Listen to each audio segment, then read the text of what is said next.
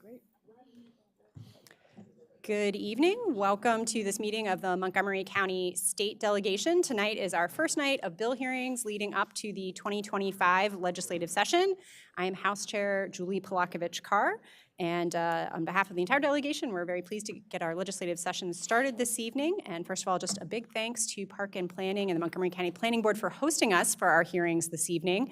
We outgrew our prior hearing space, and it's nice. I think all of my colleagues are appreciating having a little elbow room, and we're not all crammed together like sardines like we have been the last few years, as our delegation has grown, as our county population has grown. Tonight we will be hearing 18 bills, and we do have a total of 58 witnesses signed up for this evening. These bills have either been assigned to the Metro Area Washington Committee or the Land Use, Transportation, and Public Safety Committees. Next Monday, we will hear the bills that are assigned to our two other standing committees.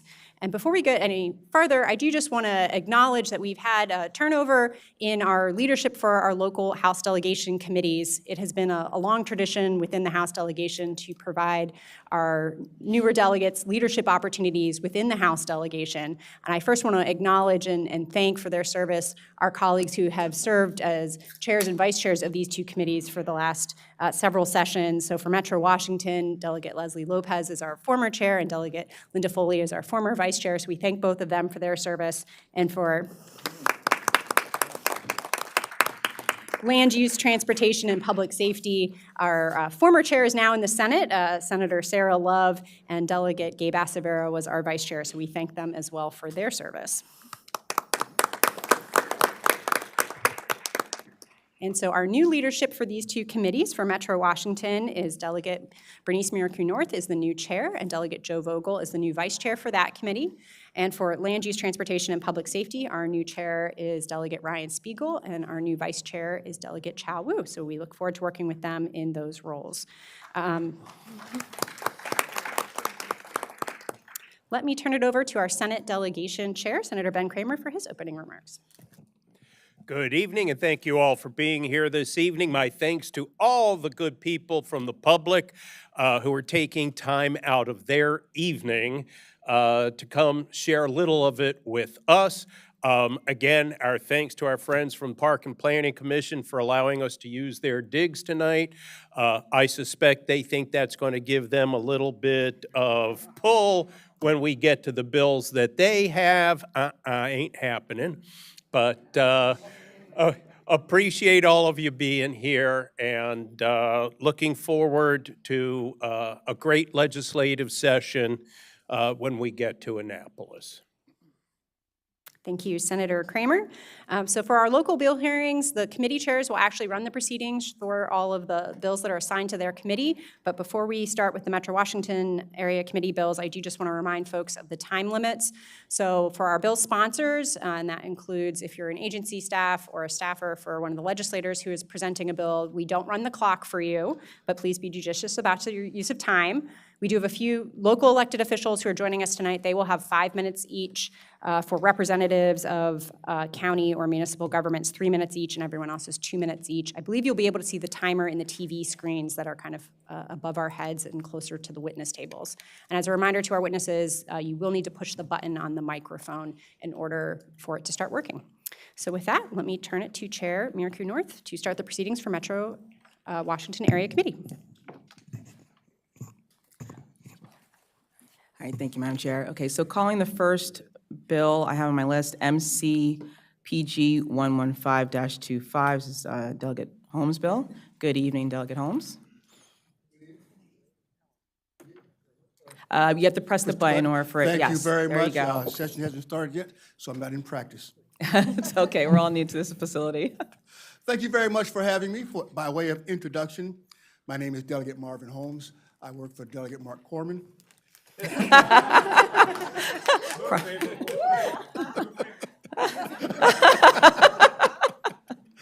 Before you this afternoon, this evening, ladies and gentlemen, is MCPG 115-25. This bill is in an attempt to assist us with some of our housing needs relevant to smaller construction projects. Basically, in succinct, what it does is, if you are building a duplex meaning 2 units, either side by side or one on top of each other, you do not have to convert to the single meter system. A single meter system can be very, very expensive, particularly for just 2 units. In the current law, it talks about water meter systems for 4 units and more, and this bill is simply talking about duplex systems. And that, in a nutshell, ladies and gentlemen, is the bill. Great. Does anyone on committee have any questions? No, for the sponsor? Okay. Thank you very much. All right. Great. Okay. I'm sorry, was there a question? No, okay. Calling the next bill, MCPG 11725, Delegate Austin, I believe is the sole sponsor, yes. Good evening. Good evening, everyone. I am Tiffany Austin, delegate from Legislative District 25. Thank you for having me here in beautiful Montgomery County. My bill is Fairness in Zoning. This bill is designed to give the citizens of Prince George's County more say in our land use and zoning process. It also gives our county council powers that it previously held with regards to reviewing land use and zoning decisions, having those decisions be reviewed by our zoning hearing examiner, giving a certain amount of time for the zoning hearing examiner to provide a decision. We're expanding it from 30 days, which isn't a lot of time for someone to review a decision, to 100 days. And finally, this bill puts a time limit on approved projects of 10 years. So if you have a land use project and you've gotten your approvals, but you haven't broken ground or did any development, and it's been over 10 years, then what would happen is you would need to, your approval would be expired, you would go back to the planning process to get your approval. Because our county has been changing rapidly, and projects from 20 and 30 years ago are now coming up, and the community around it has completely changed. And so what this is doing is really designed to be a consumer protection bill to give the citizens of Prince George's County more power and say in what happens in the land around it. Now, you're probably going to hear some people come up after me and say the sky is falling and the world's going to come to an end if you pass this bill. I just want to let you know that we have been working on this for the last 3 years. We have negotiated and worked on it, and this is the product that was approved by our delegation at the end of last session. We voted on it about 4 or 5 times, and it came out. We just couldn't strategically or technically get it across the way because we had not talked to you good people in Montgomery County. And nothing in here affects Montgomery County. Nothing changes the way your park and planning decisions are made. It is strictly a Prince George's County only bill. So that's all I got. Happy to answer any questions that you Any have. questions? Thank you, Madam Chair. Delegate Alston, so good to see you. Happy holidays. So I have a question. There is no one testifying after you, but if they were, what would they be saying and what would your response be to their criticisms? Well, I'm so glad that they are not signed up to testify here today, like I thought they were. What they would be saying is they don't want any power taken away from park and planning. They believe that this diminishes their power and their ability to do their job. It doesn't. What it does is it gives our district council the same ability to review those projects that they had about a decade ago. You're welcome. Thank you all. Any other questions? Thank you, Delegate. All right. Good seeing you all. Happy holidays. You too, thank you. Okay, next bill, MCPG 10625. And I have Ms. Simpson. Good evening. Yes, thank you. Greetings, Chair Volkovich, members of the Montgomery County Delegation, and delegation staff. I'm Marbley Nettle Simpson, Committee Director of Prince George's County General Assembly Committee. I'm here to testify favorably for MCPG 106-25 Prince George's County Board of Appeals membership. This proposed legislation aims to enhance the efficiency and responsiveness of the Board of Appeals in Prince George's County by modifying its membership structure and decision-making requirements. By expanding the number of members on the board, the likelihood of meetings being canceled due to a lack of quorum will be significantly reduced.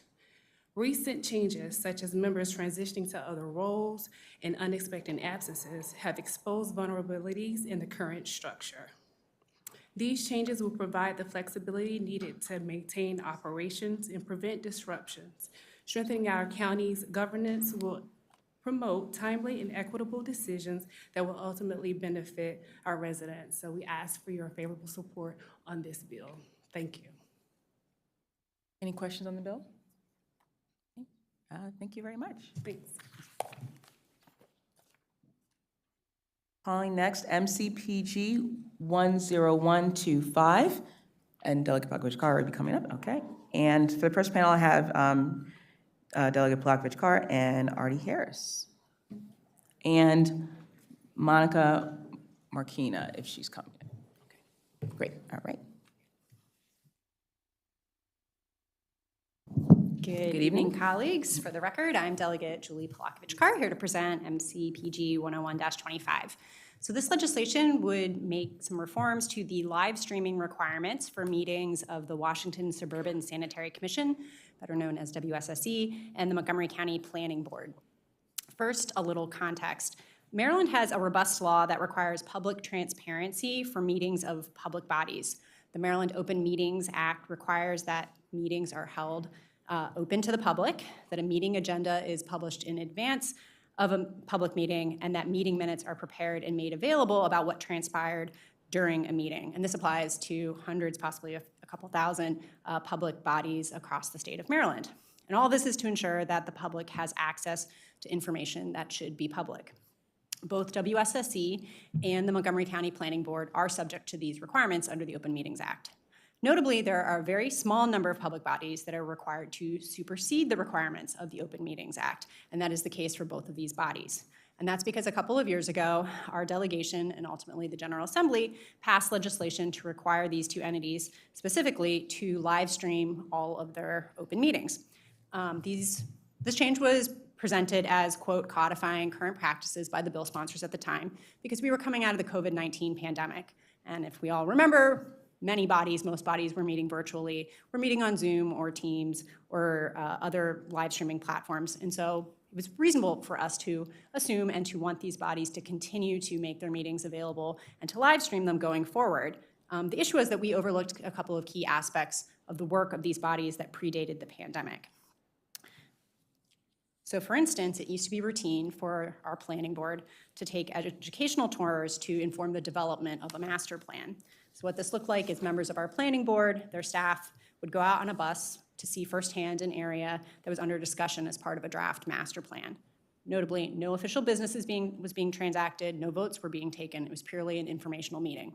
And I'll say when I used to serve on the Rockville City Council, as a council member, I participated in these kind of educational tours when we were developing master plans. I specifically remember for the Rockville Pike Corridor Plan. It was very helpful as an elected official to go out, to be walking or standing in areas that were under discussion to get to your questions answered firsthand by members of city staff.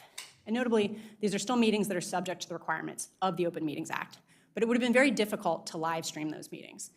Basically to capture all of the audio and video that is going on a bus or while a group of 15 or 20 people are walking or standing next to a busy roadway would take a professional film crew really to capture all of that audio. And that would be very cost prohibitive. That's why under another section of state law, the general provisions article, we already exempt other public bodies that are required to supersede the requirements of the Open Meetings Act, that they are exempted from having to live stream educational tours. So really this bill is about parity for WSSC and the Planning Board. Also note that current law makes it harder for these two entities to hold meetings out in the public. I think a point of discussion within our delegation in recent years really has been that we want these bodies particularly to be out engaging with the public, getting public feedback. And there are times when it is difficult for certain communities, certain populations to make it literally to this room because they don't have a car or lack of access to public transportation.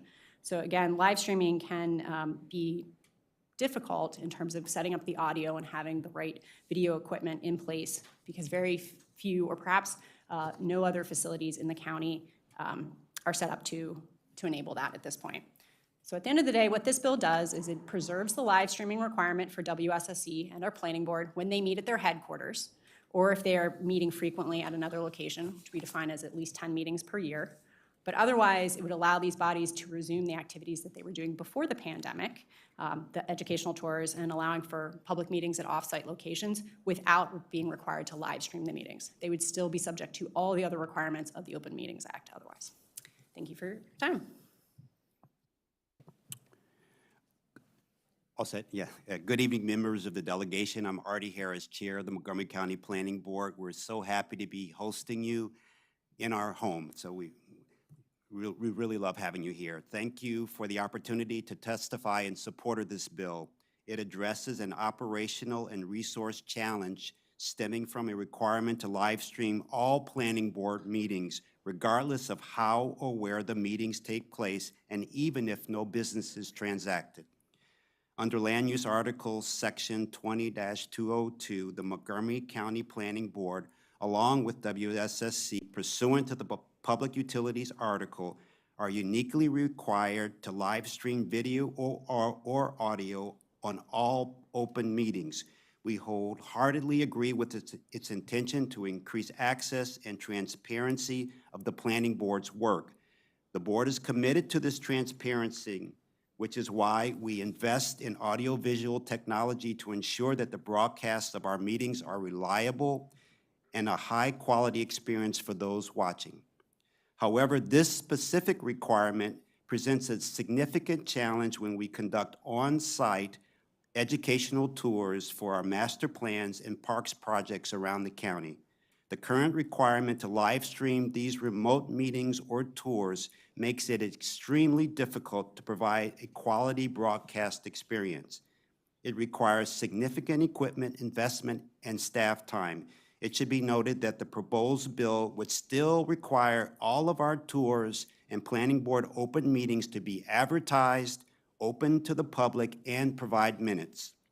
This bill clarifies the live streaming condition in the land use article, identifying that it is required for meetings at the board's headquarters or at a location where the board has held at least 10 meetings during the immediately preceding calendar year, which is a similar requirement for the Maryland Transportation Authority.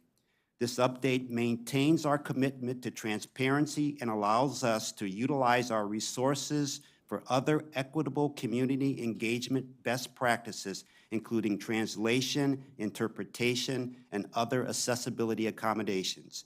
Thank you again for your opportunity to share our support for MCPG 101-25. Thank you. Ms. Marquina? Good evening, delegation members. My name is Monica Marquina, Director of Government Affairs at WCC Water. I'm here to testify in support of MCPG 101-25, Montgomery County Planning and Washington Suburban Sanitary Commission, open meetings, live streaming. Ms. Marquina, I'm sorry, is your mic on? I'm just making sure. I think so. Yeah, it's just hard to hear you. Thank you. All right, try it that way. WCC Water requests this bill to help enhance commission operations and better provide resources and assistance to our customers. It also aligns with our customer engagement and partnership strategic priority. This proposed legislation, sponsored by Delegation Chair Julie Palkovich-Carr, would alter the current requirement that WCC Water and the Montgomery County Planning Board live stream video or audio of its open meetings. The streaming requirement limits both entities from conducting community meetings, educational activities in the field, and in locations where streaming is not feasible. The requirement is also more stringent than those applying to other entities under Maryland's Open Meetings Act. This bill's language would make the live streaming requirement applicable only if the meeting is held at the headquarters, at the commission or planning board. This bill gives the commission more flexibility to engage and communicate with the communities it serves. WCC Water Commissioners voted unanimously to support the legislation, and we respectfully request the delegation join in support of MCPG 101-25. Thank you so much for your time. Thank you. Any questions of this first panel? Yes, Delegate Collison. Thank you, Madam Chair. I certainly appreciate the practicality of what you're asking for, so I appreciate that. I have just a question. Would these meetings, these educational meetings, ever be a point at which the public comment would be invited? or or voting would occur. I think, Delegate, you said not, that voting would not be occurring. I just want to make sure that is the case. Yeah, and we can have both agencies answer. I think historically, no voting occurred. That'd be the type of thing under the Open Meetings Act. The agenda would have to reflect whether or not there was going to be a vote on something. It's the same thing in our delegation when we say work session and possible voting session. It's because that's a requirement under the Open Meetings Act to let the public know that there may be a vote on something. But historically, no, there were no votes. I agree. There will be no vote. You know, we're not doing business. We're just getting information. The board is not discussing or making any decisions during those tours. Follow up?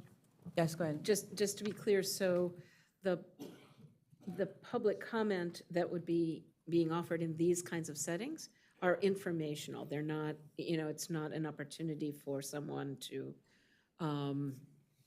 present a perspective or on an issue and for debate. That's not going to happen in these meetings. Correct. Okay, thank you. And I'll just add, when I was on the Rockville City Council and we did these kind of educational field tours, members of the public certainly could ask questions. So you might stretch that and say that's public comment, but right, there was no formal public comment period as part of the tour. That would have been held for a meeting in our normal meeting place. Any other questions for this panel? Okay, thank you very much. Second panel, support with amendments, Al Carr.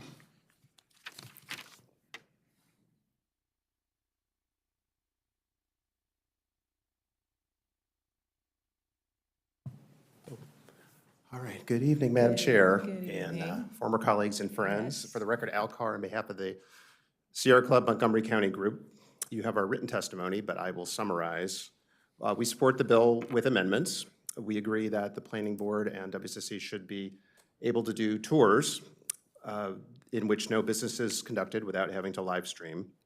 Our suggested amendment would add these two public bodies to the list of 19 public bodies that are enumerated in the Open Meetings Act that are already required to stream their meetings. That section of law, 3-307, was created by Senator Kagan, Delegate Corman, over the years through a series of bills. And it already has a provision for site visits and tours. It has requirements for posting of agendas and meeting packets 48 hours in advance. And it does require the prompt approval of minutes and posting of approved minutes. We do have some concerns about some planning board practices that limit the ability of the public to participate or follow along. The planning board minutes change often on the day before the meeting, on the day of the meeting, or sometimes even during the meeting. The meeting materials are often posted, but they're not always posted. And then the approval of minutes and the posting of approved minutes has slowed. In 2024, the Planning Board changed their rules of procedures to reduce opportunities for public input, the window to submit testimony or to request a reconsideration shrank. I know the chair had a concern about reducing opportunities for public input, so we have drafted an amendment that hopefully addresses that concern, and for these reasons, we urge your support with amendment. Thank you. Any questions for this witness? Thank you, Madam Chair. Not a question, but just an opportunity to welcome former state delegate Al Carr. For many of us, we served with him for many years in the legislature. Thank you for your extensive public service and appreciate your being here this evening. Thank you, Madam Chair. Well said. Any other questions? Okay, thank you very much. I believe that concludes the panel for this bill. Next bill, MCPG 11625, Delegate Solomon, and I have joining him on this panel, Ms. Irene Lane, Mayor Lane, excuse me, Mayor Furman, and Mayor Bolt. If all of them are present, okay, great.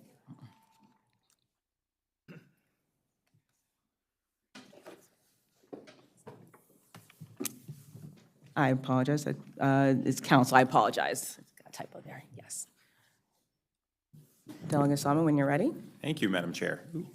It's nice. Good evening, everybody. For the record, Delegate Jared Solomon here to present on MC 11625, and really appreciate the collaborative nature. Just wanted to start off by saying that this has really been a partnership between some of the municipalities you see up here, the 11 or so other municipalities, 10 other municipalities that are engaged that this section of the code affects. I want to especially thank our partners at Parks and Planning.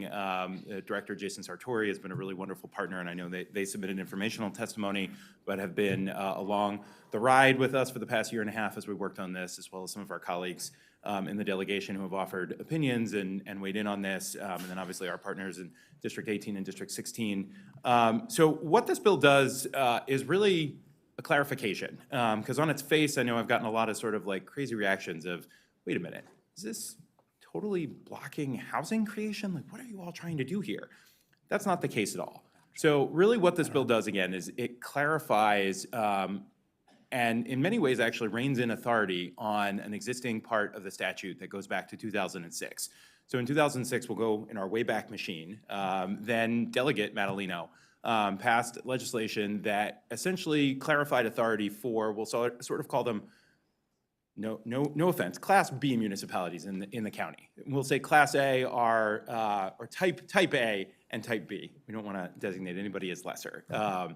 Type A would be Rockville and Gaithersburg that have full and total zoning and planning authority. You're welcome. So anything that the county does stops essentially at the municipal line.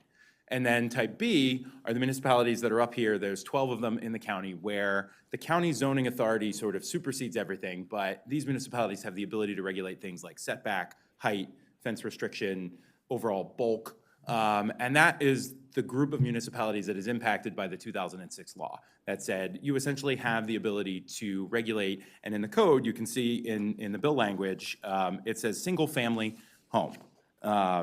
And so the question there is, what does single-family residential houses really mean? And so this was just sort of on the books for the last 17 or 18 years. And then in 2020 and 2021, there began to be a conversation of, well, are we going to adjust what a predominantly single-family zoned parcel in the county actually allows for? And so our municipalities came to us and said, we think that this is meant to apply to everything. We want to make sure that our authority continues to be respected, that we continue to be partners in building this housing. What does this actually mean? And so we requested, the District 18 team requested an AG's opinion, and it's included in my testimony, the full 4-page AG's opinion that we got back. And basically what the AG said was, we believe that single family is not meant to limit this only to single-family homes, that this applies to any sort of residential building within these zones. And so what that means is essentially our municipalities that are covered under under this provision already sort of have full and total control, that tomorrow a municipality could theoretically schedule a council meeting and say, we are going to require a 30, 60, 80-foot setback, whatever it is, for a duplex or a triplex. And that based on the AG's reading, there is nothing in the current law that would prevent them from doing that, because they are given full and total control over regulating buildings within, residential buildings within single-family zones. We obviously don't want that, and that's what none of our municipalities are trying to do that. So what we started the process of, again, over the last year and a half, was really trying to make sure that we had clarity. The last thing you want in development and zoning law is ambiguity, right? Because then the only people that benefit from that are the lawyers. And we don't want development to be hampered by litigation. We don't want there to be uncertainty, neither for the creation of new housing or for our municipalities that try to make sure that our communities, our communities are doing the right thing. And so again, in this collaborative process over the last year and a half, we started to think, okay, what could we do to make sure that there is no ambiguity in this, that we clarify the intent of the original language, but also make it clear that we are not trying to restrict housing. And so what you see before you is a bill that removes the single-family designation so that there is no ambiguity as to what type of structure this applies to, but we also added in language that says you cannot do anything for a multifamily unit that would be more restrictive than what you already have on the books for single-family homes. And that is completely and totally in line, and you can see this in the Parks and Planning testimony that they submitted, is completely in line with what is in the attainable housing policy that has been recommended before the council. Obviously, the council has not acted yet, and they are ultimately the ones that have to decide. But what that attainable housing policy says is the creation of duplexes, triplexes, and quadplexes is meant to be within the same footprint in a community as already existing single-family homes. That this is not for giant behemoths to be built that sort of dwarf single-family homes, that they're supposed to be built in the same type of footprint, which is, again, what we are trying to accomplish in this bill. The last thing that I want to say is nothing in this would preclude any council zoning changes, right? If the council decided to proactively rezone something from a single-family zone to something that was, that allowed large multi-unit buildings, that is a zoning change. And nothing in the bill would remove what is already a restriction that says these municipalities have no ability to change the zoning policies, the zoning rules, and the zone, what buildings are, what units are zoned for, or what parcels are zoned for. And nothing in this legislation would change that. So in closing, what I want to just say is, again, this does not give municipalities any new authority. This is, again, just clarifying what is already an existing code. And again, we think we've accomplished it. Doesn't mean this is perfect. We know there may be some additional tweaks needed, but we think we've done it within the confines of that 2021 AG's opinion. I know that the council has will not be taking official positions on the bill, on our bills until January, but the coalition has secured the public support of now Council President Kate Stewart, that former Council President Andrew Friedson. Both of them were involved in the conversation around this, as well as Councilmember Albornoz and Councilmember Glass, and we believe the county executive supports this legislation as well. So with that, I'm happy to take questions and would urge a favorable report. Pass it over, I guess, to my panel. Yeah, unless anyone has any questions of Delegate Solomon. Mayor Furman? I think Irene was first. but Okay, it doesn't yes. matter. Okay, go ahead. Thank you. Thank you for the opportunity to testify this evening. My name is Irene Lane, and I serve as the mayor of the town of Chevy Chase.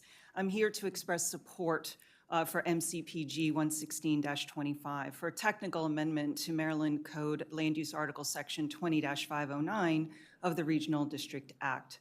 This technical amendment aims to clarify the limited regulatory authority of 12 municipalities in Montgomery County that do not have zoning authority.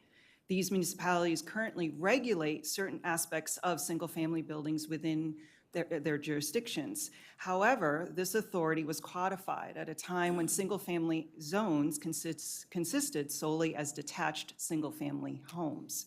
With the new state housing law to take effect on January the 1st and potential county zoning law changes on the horizon that may allow for a broader range of housing types, this amendment is essential to resolving any ambiguities in the Maryland Code. It is important to note that this amendment does not expand municipal regulatory authority. Instead, consistent with the opinion provided by the Maryland State Attorney General's Office, it ensures that the existing limited authority that we municipalities currently have applies to all residential housing types within these communities, regardless of whether they house one family or multiple families. Without this clarification, the introduction of multifamily housing to these single-family zones could give rise to the argument that our ability to regulate things such as setbacks and water drainage no longer apply. This would undermine municipalities' ability to enforce established residential building standards. Like the State Attorney General's Office, we believe that the original intent of the state code was to empower municipalities to regulate all residential housing within their jurisdictions. This technical amendment simply reaffirms that intent, ensuring consistency and equity in the application of local regulatory authority. By supporting this amendment, you will help maintain the integrity of municipal governance, uphold the standards that residents depend on, and provide clarity as we adapt to changing housing needs. I respectfully urge you to support this amendment, and thank you for your time and consideration. Thank you. Now, Mayor Tracy Furman. Good evening. I've been before this group twice before, and it's usually to talk about increasing alcohol licenses. So it's kind of nice to be back on another subject. My name is Tracy Furman, and I have had the honor of serving as the mayor of the town of Kensington since 2016, following my tenure as a council member from 2012 to 2016. And I've also lived in the town since 1980. Kensington is a municipality that, while lacking zoning authority, exercises the limited but vital authority granted under Maryland Code Land Use Article 20-509. I'm here to strongly support a technical amendment to clarify and affirm this essential regulatory authority. If you know anything about the town of Kensington, you know that we have a diverse mix of residential housing types, including single-family homes, townhouses, of which I happen to live in one, and multifamily apartments, both garden and high-rise, that span various residential zones. We also have a large commercial district and even a small area zone for light industrial. For well over a decade, I have worked with the town government to successfully apply our established building standards adopted under the authority of 20-509, which includes residential parking, storage, fences, signs, setbacks, and driveway regulations. This success has been grounded in our understanding that municipalities have the authority to regulate residential units on land zoned for single-family residential use. With the introduction of the new state housing law and the potential for significant changes to county zoning laws, the housing landscape within Kensington could shift significantly over time. That makes the proposed clarification to 20-509 very important to us and the other municipalities without zoning authority. Without them, the town's long-standing and consistently implemented regulations that have been applied in a manner that ensures fairness, stability, and predictability for our community could be put at risk. This amendment is not just about technicalities. It's about preserving Kensington's ability to act as responsible stewards of our community's development. We must provide harmony to the evolving housing needs while maintaining the well-being of our town. I urge you to support this technical amendment. Thank you for your thoughtful consideration. Thank you. Mr. Bolt. Thank you for the opportunity to speak to you tonight. Delegate Solomon said most of what I was going to say, so I'm going to shorten my testimony.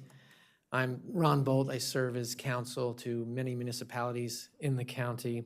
I'm here to speak in favor of the bill and to answer any questions you might have. And just to piggyback on what Delegate Solomon said, I'd like to step back into that way back machine and take us all the way back to 1992, when the first iteration of this law was passed. I was in high school at the time, but the only reason I know this is because my predecessor and mentor was the one who helped write this law initially, David Podolsky. So one of our clients, Chevy Chase View, was sued for trying to impose a setback with respect to a residential home. The homeowner brought suit, prevailed at the trial court level. That surprised all the municipalities in the area because many of them were imposing setbacks at the time. The court said, well, this is zoning, and you can't do that under the Regional District Act unless you're one of the few municipalities that had zoning grandfathered. When I think of land use and zoning, I think of how a property is zoned for what uses are permissible. It's not what regulations can be applied to buildings. And in 1992, the legislature agreed and gave the 12 municipalities authority for setbacks. And then in 2006, as Delegate Solomon noted, the authority was expanded in response to mansionization, and we were given authority for design elements, bulk, mass, impervious surface coverage, and the like. So I just wanted to reiterate that this is not a zoning law.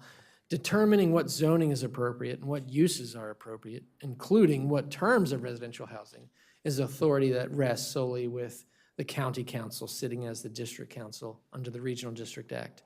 But this technical amendment would clarify what building regulatory authority we do have, so hopefully we can avoid similar litigation as resulted in 1991. So I'm happy to answer any questions that you may have. And thank you again for the opportunity, and thank you, Delegate Solomon, for leading us through this. My colleagues have any questions? Yes, Delegate Moon. Thank you, Madam Chair. This is a question for the municipalities, I suppose. I'm trying to understand the sort of where are you going with this on the bill request? And my question is pretty simply, are you contemplating a scenario where the cities with this bill would have setbacks, parking requirements, and height requirements that are more restrictive than what the county is doing or might do?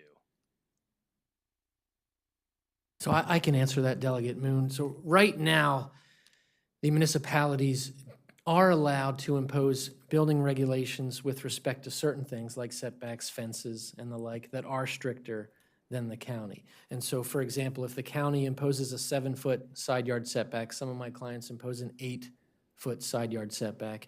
And it's difficult to say what is intended because I don't think any of my municipalities have taken a position yet on what setbacks would apply, other than to say, we think it's common sense that the same setbacks should apply regardless of the type of residential use.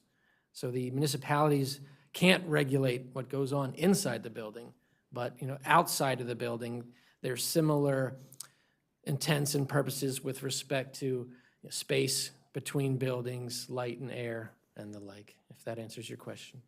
Thank you. And I will just say, we did add into the legislation, if a municipality wants to make it easier for multifamily, they have that option under this as well. They just can't be any more restrictive than single family. Your question. Go ahead, Delegate Block-Carr. Thank you, Madam Chair. And I'll say, I'm going to preface this question by saying I don't expect an answer to this tonight, so this is for follow-up. When I'm looking at the language of the bill and it says land zone for predominantly single-family residential use, it would be very helpful if the municipalities could actually follow up with us with like a list of the specific zones that you think that language applies to for your jurisdiction. And maybe we can have that for a work session when this bill is before the committee. Yeah, thank you for the question. So that was actually, we worked with the planning board on that recommendation, partially because our understanding was that theoretically, almost every zone in the county accommodates single-family housing. I know there were some issues with that potentially at the state level and state legislation applying to Montgomery County. So that was actually a suggestion of planning board staff that we change it to predominantly so that it did not cover every single zone, and we will get you that list. And I could just add quickly that word was chosen because that word shows up in the county code right now with respect to specifically R60 and R90, which are predominantly detached dwelling zones. And my opinion would be predominantly would not include some of the R20s and smallers where it's predominantly townhouse or mixed use. But we can certainly come up with that list. Any other questions? I have a quick question, Mr. Bolt. You mentioned you represent many municipalities. I only see Kensington on here. What other county? So actually, Kensington is not one of my clients. Okay, all right. So Unfortunately. now I'm glad I asked the question. No, they have very competent counsel. His office is in Kensington. Yeah. Okay, That's probably what happened, yeah. Gotcha. So Go ahead. I represent 9 municipalities, 2 special taxing districts, town of Chevy Chase, and many others that have Chevy Chase in their name. I just want to clarify, I live in a townhouse. It was built in 1980, and our setbacks in Kensington are 10 feet. The county is 8, I believe. And we're 10 feet. So I'm actually 10 feet from the commercial property next door to me, and then my neighbor on the other row, he's 10 feet from the commercial property next door to him. So, I mean, it works quite well to the additional. And I think every piece of property, more than likely, the town of Kensington would prefer a 10-foot setback, no matter whether you're next to commercial property or next to, residential single-family homes. Because every single-family home is a 10-foot setback. Right. One other question. What other cities have been involved in this conversation? Because I know, of course, Chevy Chase and Kensington are here, and Mr. Bull, you mentioned you represent several other municipalities. Yes, sure, yeah. So The letter in support that we submitted is signed by these two municipalities, Kensington and the town of Chevy Chase, also the town of Somerset, town of Glen Echo, village of North Chevy Chase, Section 3 of the village of Chevy Chase, Section 5 of the village of Chevy Chase Village, Martin's Edition. Martin's Addition, Village of And- Martin's Addition, thank you. At Garrett Park. And Garrett Park. Okay. Thank you for that Yeah. assistance. Thank you And very then this much. would impact, the other municipality that it would impact is Tacoma Park, and they had been involved in the conversations. Right. Okay. Any other questions? Okay. Thank you so much for this panel. Now calling the second panel, information, Dan Reed. Is he here? Okay, yes, and Bob Eaton. Enton? Okay, I apologize if I butchered the name.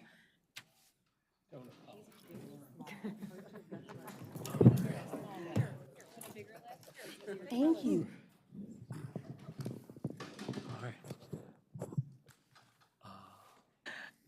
Okay, Mr. Reed, you can proceed. Good evening. My name is Dan Reed. I use they, them pronouns, and I'm the Regional Policy Director for Greater Washington. We're a nonprofit that works to advance racial, economic, and environmental justice and land use, transportation, and housing throughout the DC area. We're submitting this informational testimony regarding MCPG 11625. We are in the middle of a statewide housing crisis. In January, Governor Moore stated that Maryland is short 96,000 homes due to decades of underbuilding, and that doesn't count the homes we're going to need for population increasing in the future. Over the past 30 years, home prices in Montgomery County have risen significantly faster than incomes, and this trend is especially acute in the western side of the county, where many of the municipalities covered by this bill are located, making these communities increasingly accessible only to the very affluent. In turn, families are being priced out of both the county and the state, which for the first time in decades is losing population. We understand the desire of these municipalities to have some control over what gets built within their boundaries, but these communities are also the places where homes are most needed. High opportunity neighborhoods near transit, job centers, and well-regarded schools. These are also communities with a history of exclusion through property covenants, redlining, and restrictive zoning. State officials must make housing production a priority in these places as well, and we urge the Montgomery County Delegation to hold both the county and municipal governments accountable for producing their fair share of the homes we need. Thank you. Thank you very much. Members of the delegation, Robert Enton, I'm testifying on behalf of the Maryland Building Industry Association. The MBIA is the statewide trade association for home builders in every county in the state of Maryland. You have our written testimony. I had a very good conversation with the sponsor today. We do have questions about the bill. Obviously, for the builders, this is an important piece of legislation. We have a meeting scheduled with the sponsor, I think, for Wednesday, and to sit down with him and kind of get a better understanding of just what the history is of this issue, what the intent of the bill is, and what impact it will have on our clients. So I felt it was important for me to come here tonight to just state that we do have obviously, it's an important bill for us, but we want to work with the sponsor and see if we can get our questions answered and whether he can address any concerns we may have. Thank you. Thank you very much. Any comments? Okay, thank you very much. That concludes the testimony for 11615. Next bill, MCPG 10525. The first person up is Delegate Corman, Chair Corman. Thank you, Madam Chair. Colleagues, I come before you with MCPG 105-25, the WSSC Transparency and Reform Act. This bill, frankly, comes from a lot of constituent concerns that I've gotten over the past few years, from the very narrow, why is my bill so unusually high compared to last month or last year, to the concerns about the long-term viability of WSSC, to the very significant, at least in District 16, issues around Avenel Farm, which we can talk more about, because I'm sure, unlike Delegates Warman, Wallach, and I, you have not all been living and breathing the situation at Avenel Horse Farm. Some of the provisions in here, I think, are probably non-controversial and easily passed. Others are certainly more complicated, and I suspect to some of you, some of these are head scratchers. As I said, you're probably not all keeping up with the latest news in Avenel as District 16 and somewhat District 15 is. So I did provide testimony and a fact sheet, but I thought I'd put my inner DLS staffer on and just sort of work through the bill by page briefly for the major provisions. So on page 2, starting around line 17, this would alter one of Montgomery County's 3 WSSC commissioners, so that instead of just a hopefully qualified but non-governmental person, it would be the county's Director of Environmental Protection or their designee. This would bring some expertise and accountability to the commission. This would only be on the Montgomery County side. If Prince George's was interested in a similar kind of change to alter their sort of expertise on the commission, that would be up to them, at a future date. But this would alter for Montgomery County. One of our 3 appointments would become the director of the Montgomery County Department of Environmental Protection. This is a person with experience, with staff, with the ability to understand a lot of the environmental issues that WSSC deals with. So it seems like a sensible way to bring increased accountability to WSSC. Flipping to page 4 of the bill, this would require some ongoing long-range planning scenarios for WSSC's budget, including debt service. As you may know, WSSC in law has sort of backing it if it can't meet its debt service, the ability to levy property taxes, ad valorem taxes. That's never happened. I think we probably don't want that to happen. And so we just need to see more open economic forecasting and stress testing from WSSC to show basically how they're going to meet their needs without ad valorem taxes, if they did need to do ad valorem taxes, a variety of them, and looking at a range of economic conditions. We saw during COVID, for example, that WSSC had some pretty significant financial problems. Thankfully, I think a lot of that, if you read their bonding reports, is somewhat behind them, but we always just need to be sure that this commission that we created, our predecessors created about 106 years ago, is able to do what we want it to do. If you flip over to page 6, these are what I'd call transparency provisions related to the posting of the testing I just described, as well as their bond rating reports, audits, financial statements. This is similar to many other bills we've passed both as a delegation and as a state the past few years regarding what we want to see on the internet. This includes something unique to WSSC, however. WSSC has something called the Refund Hearing Board and the Dispute Resolution Board. This is how people deal with their bills. If you've already paid your bill and are protesting it, you go to the Refund Hearing Board. If you have not paid your bill and you're protesting it, you go to the Dispute Resolution Board. This just asks for some of the information about those boards to be posted publicly as well. Oftentimes, you may not even realize that when you are helping your constituents with their WSSC bills, you are actually driving them into this process. This is where WSSC is going to address shock bills that people complain about. Continuing along over to page 8, this makes an adjustment to the Refund Hearing Board and the Dispute Resolution Board. Right now, WSSC's rules have limits to how often people can get bill adjustments through those.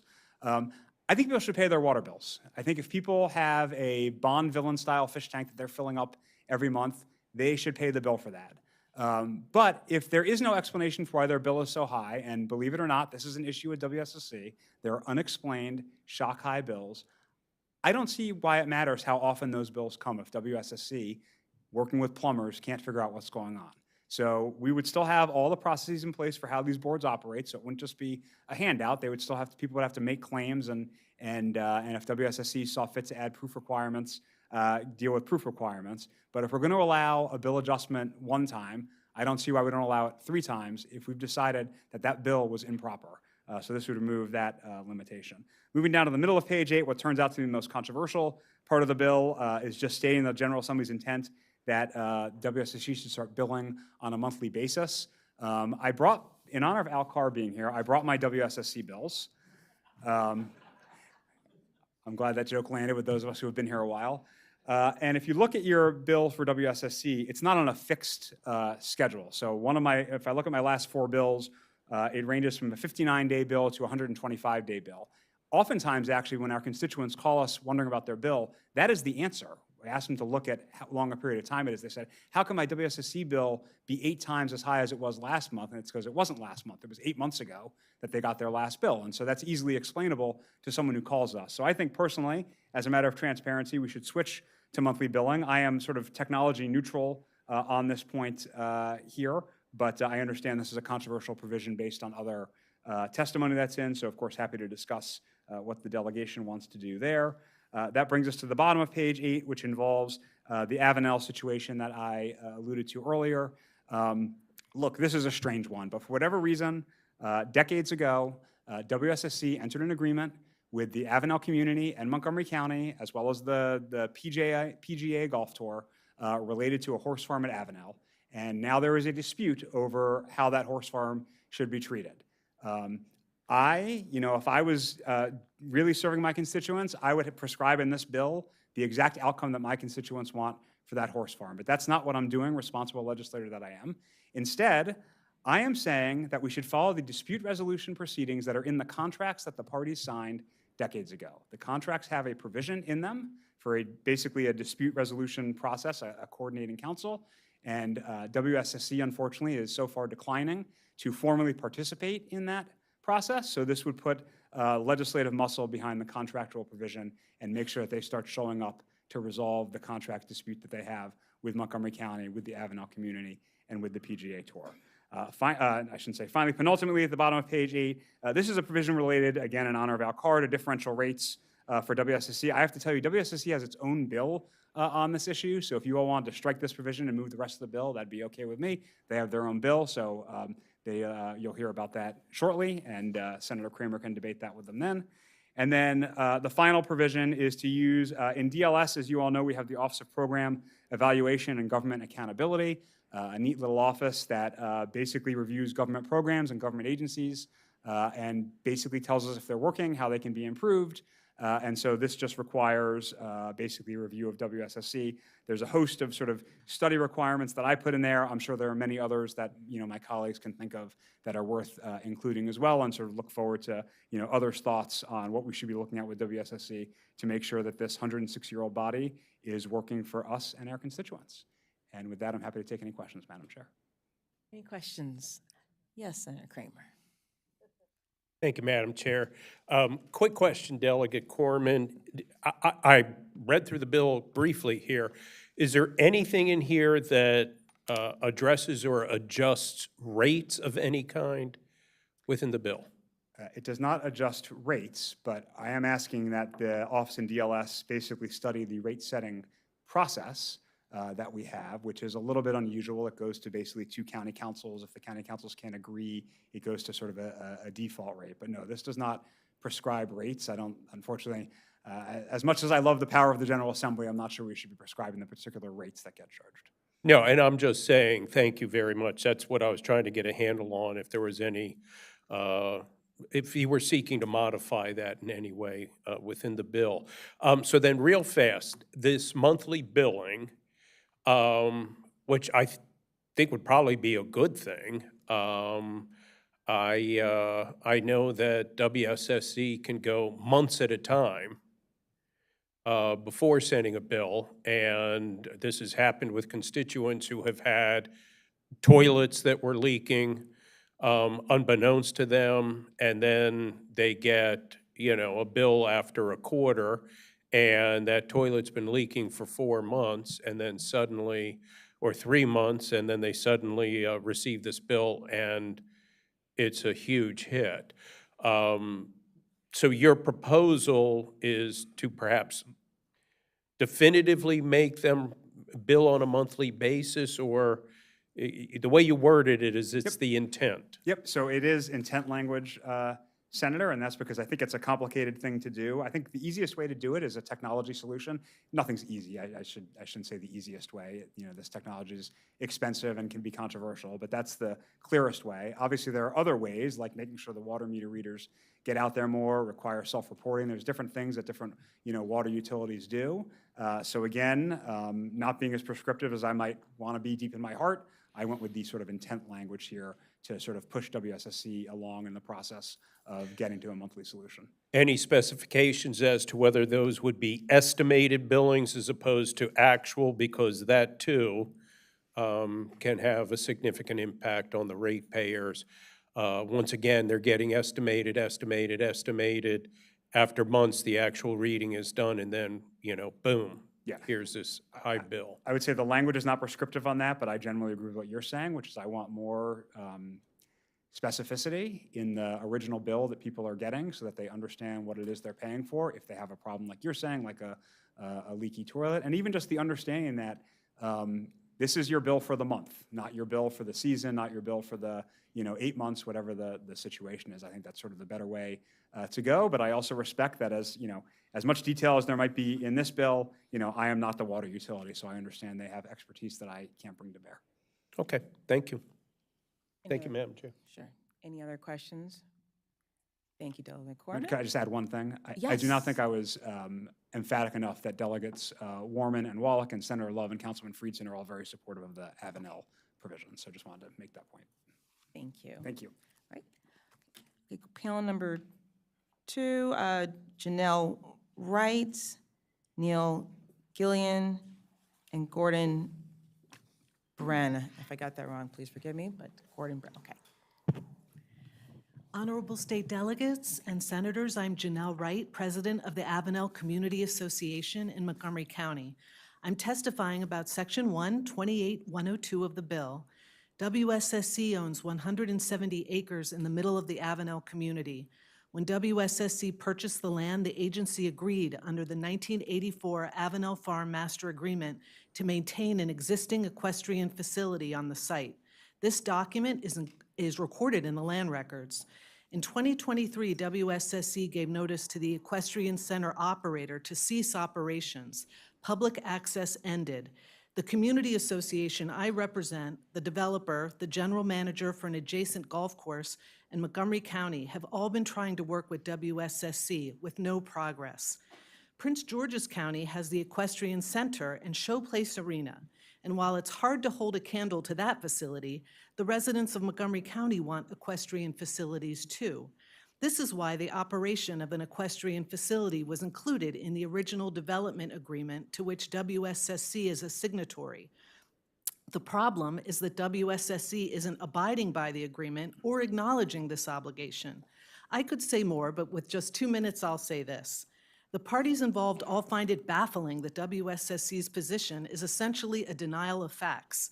We honestly don't know how to work productively with an entity that denies reality.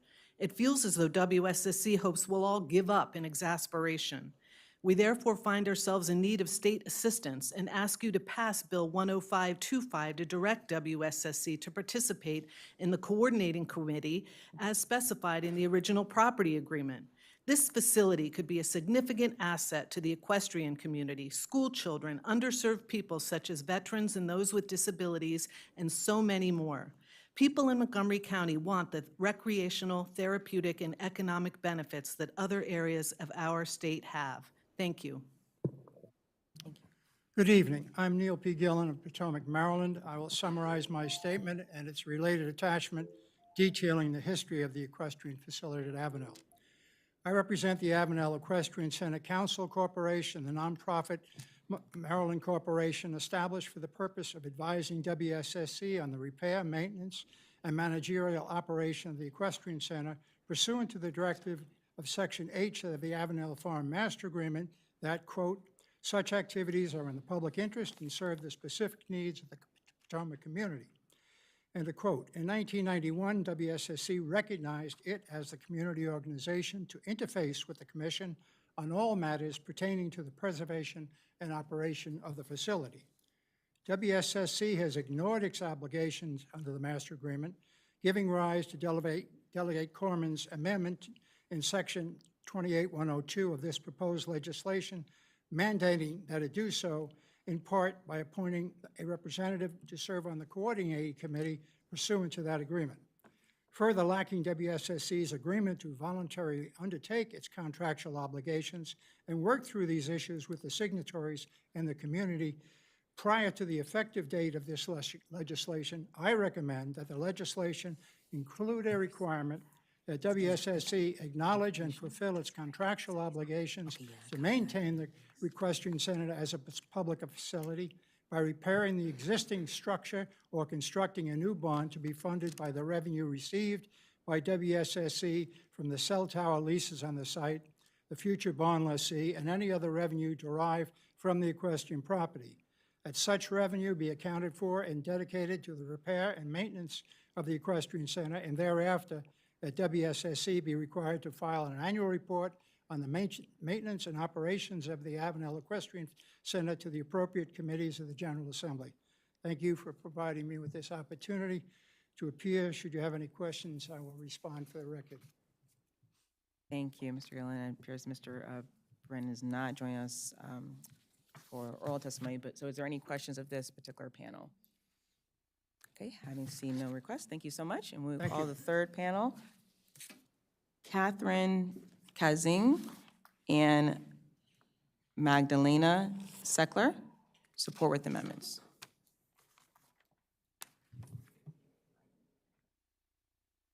Let's see.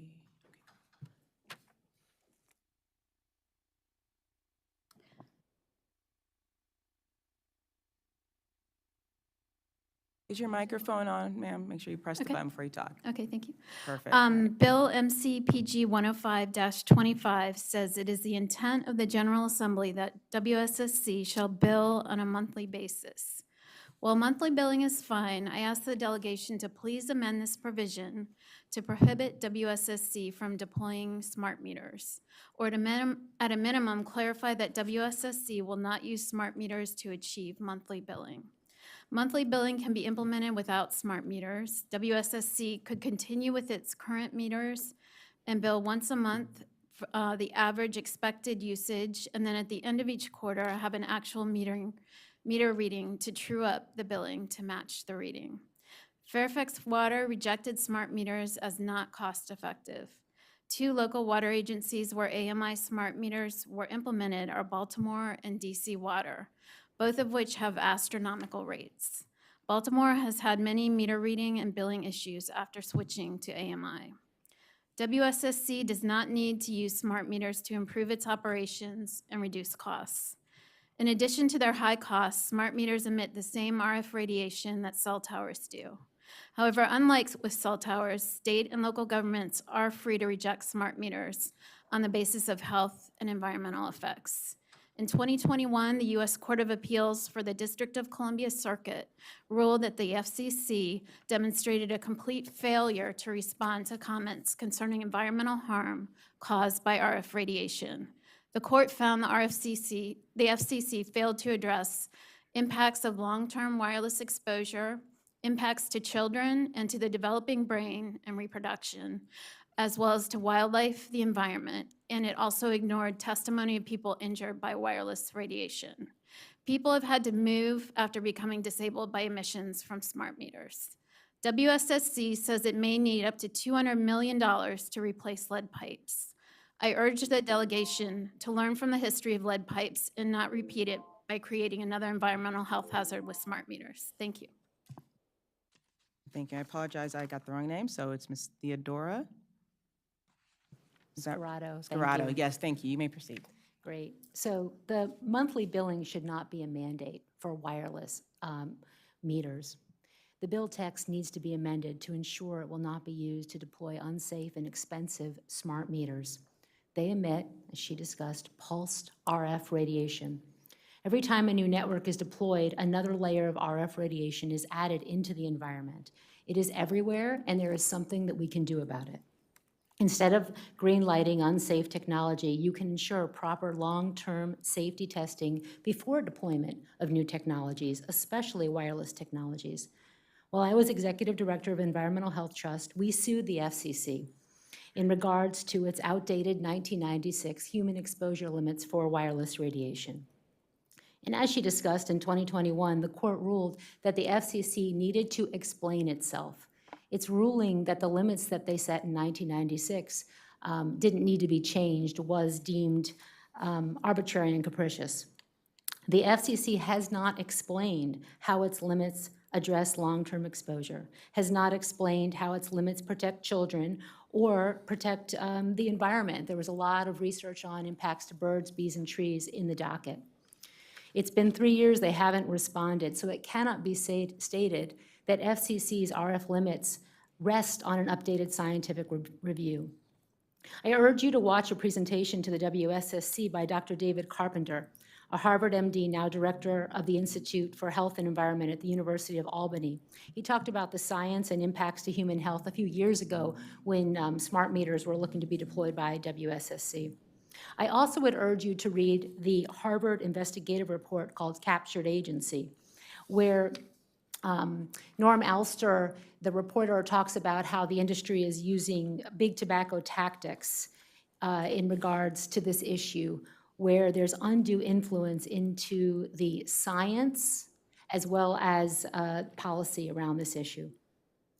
So thank you very much. I hope that the health of families and the environment will be a top priority on this issue. Thank you. Thank you. Any questions of this panel? Haven't seen none. Thank you so much. And that concludes the testimony for 10525. Next are all WSSC. So I'm going to just call them in order. 1 MCPG 10225.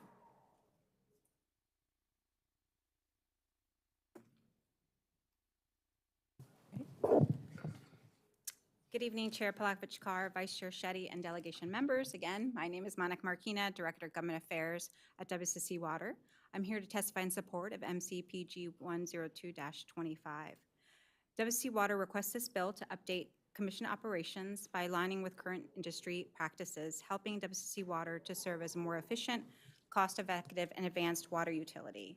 This proposed legislation repeals the provision in current law limiting WSSC Water to only enter into design, bid, build contracts for facility construction projects exceeding $2 million, and authorizes the Commission to adopt alternative project delivery and solicitation methods in the best interest of the Commission.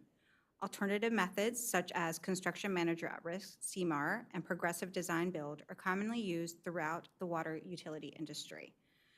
Through these methods, the contractor is involved at each stage of the project, as opposed to design, bid, build contracts where the contractor is not involved in the planning and design phases.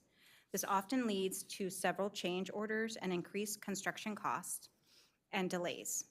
Earlier involvement of the contractor helps streamline the construction process, ensuring the needs of the project are accurately assessed, minimizing the need for change orders, potentially shortening project timelines, and providing cost savings for our ratepayers. This bill promotes financial stewardship and strengthens Commission's financial outlook, a benefit to all WSSC Water ratepayers. We respectfully request the delegation support of MCPG 102-25, and I'm available to answer any questions you may have. Thank you. Any questions on 10225 for Ms. Marquina? Having seen none, proceed with, that concludes the testimony for MCPG 10225. Next, MCPG 10425, and you may proceed. Okay, thank you so much. I'm here to testify, Monica Marquina, I'm here to testify in support of MCPG 104-25. WSSC Water requests this bill to help the Commission maintain a strong financial outlook by addressing one source of uncollected debts and arrearages for the Commission, which results in a burden for our ratepayers. Just a note, WSSC Water does not have lien authority. This proposed legislation would prohibit the transfer of property within the Washington Suburban Sanitary District owned by entities doing business within the state of Maryland unless the acquiring authority provides a certificate of zero balance for water and sewer bills before the transfer of property can be recorded. This bill also authorizes the Commission to issue a certificate of zero balance to the acquiring authority after verifying that all outstanding water and sewer charges have been paid. This legislation helps expand the Commission's debt recovery methods. Unlike certain debts and encumbrances that must be removed or satisfied before closing of property, outstanding WSSC Water bills are not included in the list applications under Maryland's real property articles. Under the legislation's language, WSSC Water bills will have to be paid before the transfer of property, and it would impact primarily our commercial properties, which represents a large share of outstanding water and sewer bills. Again, a burden of debt that ultimately falls to our ratepayers. Granting additional methods for the Commission to recover loss of revenue enables it to provide greater benefits, services, and products to our ratepayers. We respectfully request the delegation's support of MCPG 104-25. Thank you. Any questions? Sorry, thank you. Any questions from the delegation? Yes, Delegate Carlson and then Delegate Foley. Thank you, Madam Chair. Yes. Just, I heard you say it affects primarily commercial properties. Does that mean that it could also affect commercial or individual residents? No, the primarily comes into point, there's a very finite number of properties that actually Montgomery County, when they purchase a property, they actually also already required to pay an outstanding water bill. So if they acquire a property that has an overdue water bill, they're also required to. So it does not impact residential transfer property, only commercial. Great, thank you. Thank you, Delegate Foley. Thank you, Madam Chair. My question is, what if the exigent circumstances prevent the bill from being paid? For example, if there's a bankruptcy, or how would the entity then get the certificate of zero balance? So that would have to be something that's determined between the two parties of who pays the bill. I mean, just like other encumbrances, when a property transfers, there's some type of agreement that happens where someone would take care of the outstanding bills. But we can certainly follow up in the cases of bankruptcies or some foreclosure situations, and I can provide that to you. Okay, thank you. Delegate Solomon. Just curious, do you have any sense of what the total amount of outstanding bills are that falls under this category? I can get back to you with the exact number of what we have currently on the books. I will say it takes quite a bit of staff time to track entities down. As you know, entities can open one day, close the next, and so having to track them down. But I can get you a list of how many are actually outstanding currently and how much are still in the books. Okay, thank you. Any other questions? Okay, that concludes the testimony on MCPG 10425. Next, MCPG 11025. Ms. McKeon, go ahead. Okay, thank you so much. Monica Marquina here to testify in support of MCPG 110-25. WC Water requests this bill to update commissioner salaries to an amount commensurate with role and responsibilities of the position.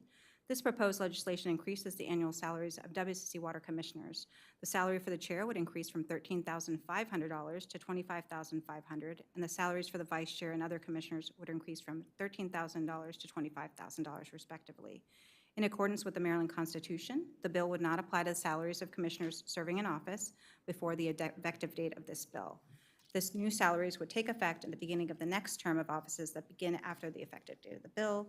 Commissioners' current salaries are one of the lowest compared to the salaries of other regional boards and commissions, which can reach over $30,000. For example, members of the Montgomery County Board of Education receive $29,000 annually, and members of the Montgomery County Planning Board receive a total compensation of $35,600 annually.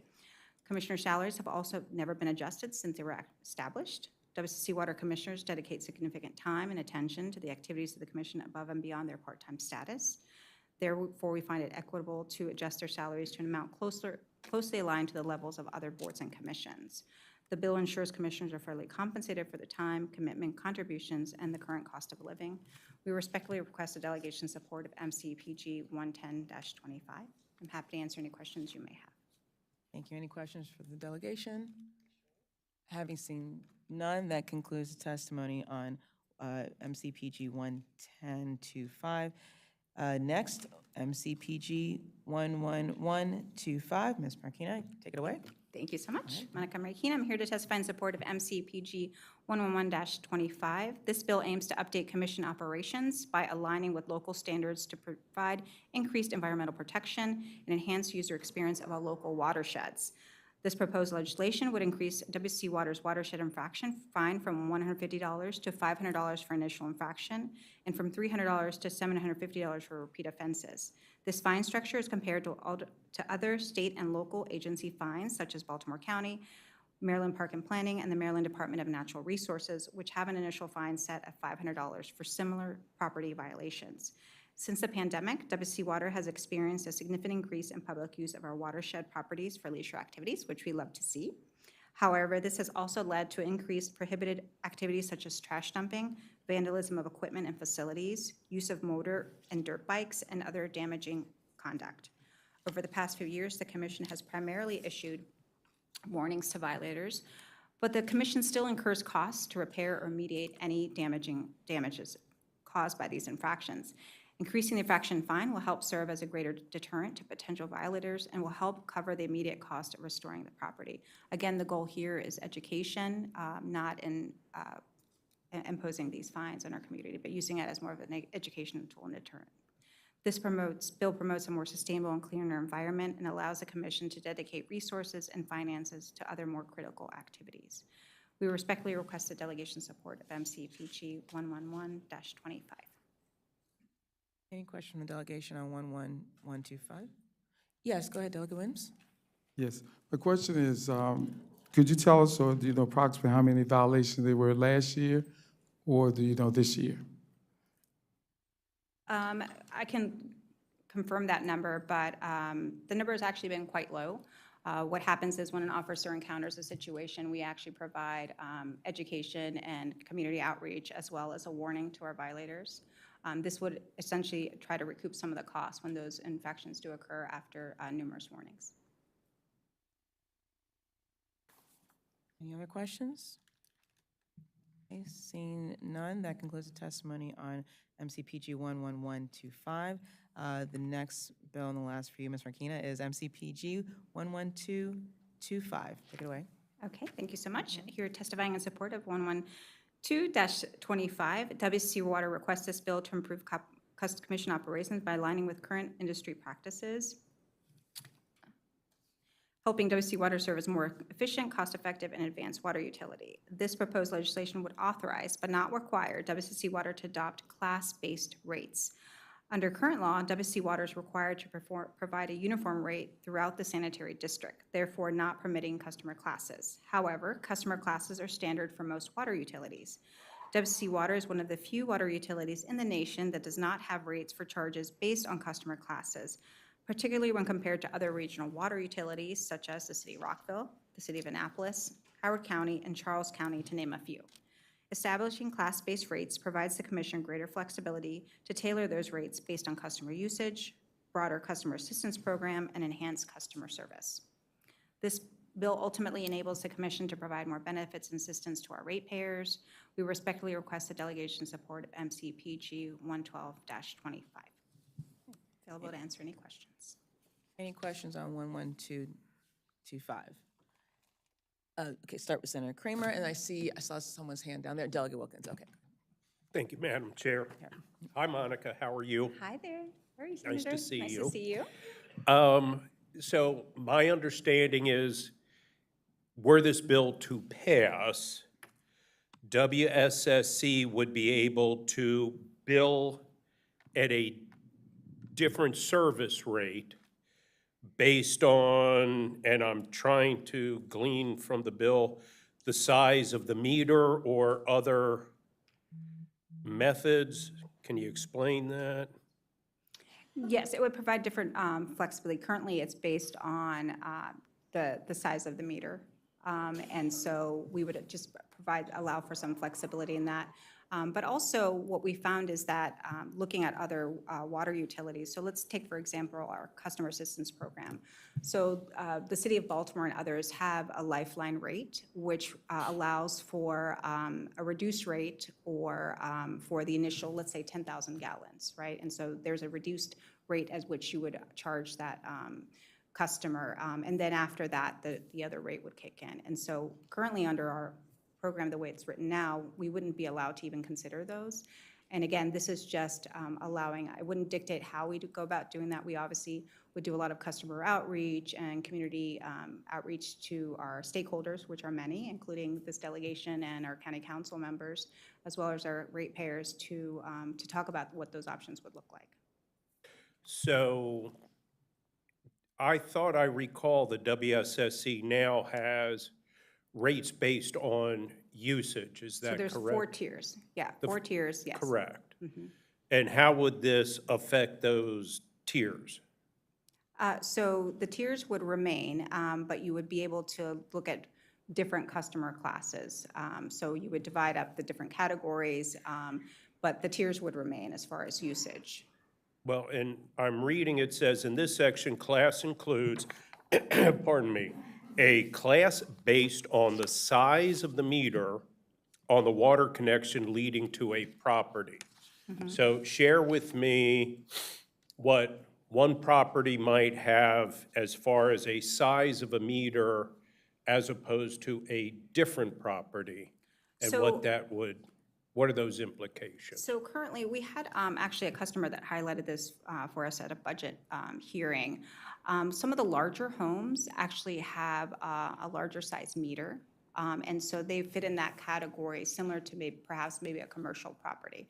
But based on the way it's set up now, they are charged based on that meter size, not based on some other category, meaning a residential category. And so allowing some of that flexibility with the customer classes would allow us to better define within that category that rate structure. So a larger home with a larger meter right now, Falls into a different category based on that meter based on the size. size of that meter. Correct. And you're saying maybe you'd want to be able to lower their rates Look at potentially despite having, the fact they've got a bigger meter? So are their rates higher right now? so some of their fees are higher based on their meter size, yes. And those fees relate to the initial construction of the building? Correct. Some of the newer- And, you know, the various fees for, I guess, the size of the meter, Right. the number of capacity, toilets right, and. bathrooms, And exactly. right. But the bottom line is their toilet flushes the same amount of water as toilets elsewhere. Would this have any implications for commercial real estate? Would our business owners, who may have larger meters by virtue of their business, be subject to higher rates because of a bigger meter? Well, currently they pay whatever that rate is now for their size of the meter. So it wouldn't be. Well, they again, paid a fee for the meter. Right. They paid the initial, but I believe you're looking at the rates of the water that's passing through that meter now. Is that correct? Correct. So different classes, yes. Right. So then the question I have is, yes, they've already paid upfront to have this larger meter when they open their business, but now would they potentially be facing higher water rates for the water flowing through that larger meter the way this bill is worded? No, because it's not specific into the bill to that. That's not where we're asking for. We're just asking for the authority to look at different customer classes and establish those customer classes. We haven't actually set out exactly what we're going to do with the different customer classes. Okay, Just enabling legislation. we'll Would talk matter. Yes. offline and I'll do a deeper dive. Thank you. Happy to. Thank you. Delegate Wilkins.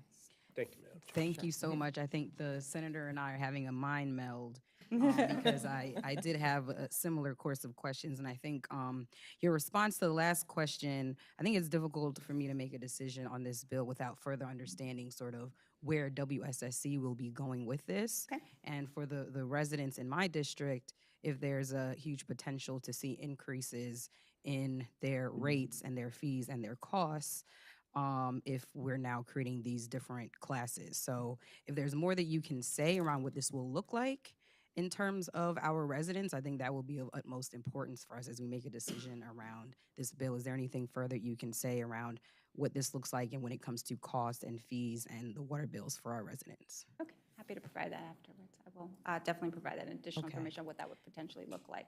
if And we were also, I've had providing. a question, if I may, Madam Yes, go Chair. Since WSSC was first brought up a little while ago, and I think since this bill is discussing fees and cost, I did want to see if you'd be able to comment and share some more information with us, so you can provide it afterwards, around the challenges or the reason why WSSC doesn't bill more frequently or more regularly or monthly, since we're talking about these fees and ratepayers. Is there a comment that you can make on that now, or would you like to follow up? I can follow up with you, but just generally speaking, I know Delegate Corman mentioned that the technology does not exist for us to do that. So many of our homes actually require you to go up with a responder and read the meters, but we also have meters that are inside the home. So that would requires a customer to actually provide that reading or let us in when we come to the door. And people are sometimes hesitant to let us in to their homes. So that's why sometimes we have the estimated bills that you've seen and mentioned before,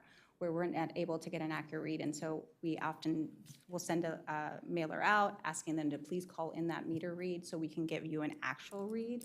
But currently, it would be physically impossible to have our meters go out, meter readers go out for every single month to turn around and do a meter read without the technology that we need. Thank you so much. I appreciate it. And I'll follow up with your office as well. Delegate Corman? Thank you, Madam Chair. I just want to give you a chance to clean that up a little bit. You said the technology does not exist. Do you want to clarify what you mean by the technology does not So the technology exist? does not exist within WSC Water. Right, so the technology exists, you just don't have it implemented. Correct. Okay, thank you. Thank you, Madam Chair. Yeah. Any other questions or thoughts? Okay, that concludes the, oh, I'm sorry, no, you sure? No, please. Okay, I'm not used to seeing where everyone is with this new seat. That concludes the testimony on MCPG 11225, and I believe that concludes all the bills for the Metro Washington Area Committee. Thank you, Chair Mayor Kuhnwarth. And we will move on to our second committee of the night, to Chair Spiegel for our bills in the Land Use, Transportation, and Public Safety Committee. And Ms. Marquina, you can stay put. Thank you, Madam Chair. The Land Use, Transportation, and Public Safety Committee has 7 bill hearings this evening. Just as a quick reminder, those representing local government agencies have 3 minutes. Those representing other organizations have 2 minutes. And those representing themselves, speaking individually, also have 2 minutes. Our first bill hearing is MCPG 109-25. And we have Ms. Marquina on behalf of the sponsor. Please go ahead. Thank you so much. I'm proudly here to testify in support of MCPG 109-25, Washington Suburban Sanitary Commission Work Zone Speed Control Systems, Ernest Dyson's Law. This bill, short-titled Ernest Dyson's Law, to memorialize the life of 18-year WSC Water employee Ernest Dyson. As many of you know, on September 20th, 2024, WSC Water tragically lost a highly respected and dedicated employee, crew supervisor Ernest Dyson, after he was fatally struck by a vehicle in the line of duty. Ernest Dyson's untimely passing exposes the need to do more to protect our frontline utility workers and increase driver awareness of personnel and activities in their communities. The bill seeks to do so with immediate action. This proposed legislation would authorize WSC Water's police department, I'm sure some of you didn't realize we have a police department, but we do have a police department, to use work zone speed control systems in highway work zones and permit the department to issue citations to violators. This would essentially grant WSC Water's police department the same authority as other departments to issue speeding tickets. WSC Water's police department is a full-service police department established over 20 years, charged with providing security and law enforcement responses to the Commission's facilities, properties, and activities. Enabling WSC Water's police department with this authority is a simple yet effective step towards strengthening worker protections and safer communities.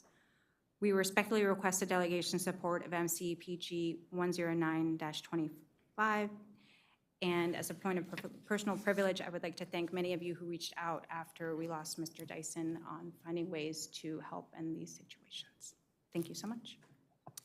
Thank you, Ms. Marquina, and thank you for memorializing Mr. Dyson. Are there questions? Mr. Corman. Thank you, Mr. Chair, and I echo the comments about properly memorializing Mr. Dyson when naming the bill after him.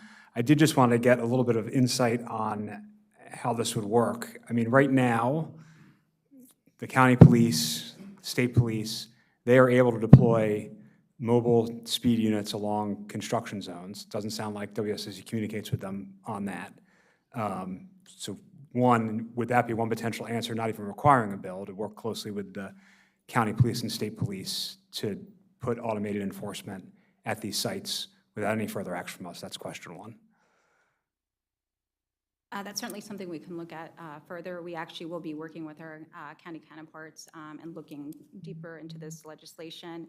But I will say, under current law, we have control over work zones, and so that's just an expansion of what we're able to do in our work zones. So when you see a work zone, we're able to put signs up, we're able to close the road to be able to perform that emergency work. Right, and then, thank you. Question 2 is something that's always controversial with these automated enforcement bills is where the revenue that's generated goes, and there's provisions in the law about it going back into safety. So I guess I just don't know how that would work with WSSC the way it would with like the state police. So could you just tell me where would any revenue go besides paying for the cost of the program, obviously?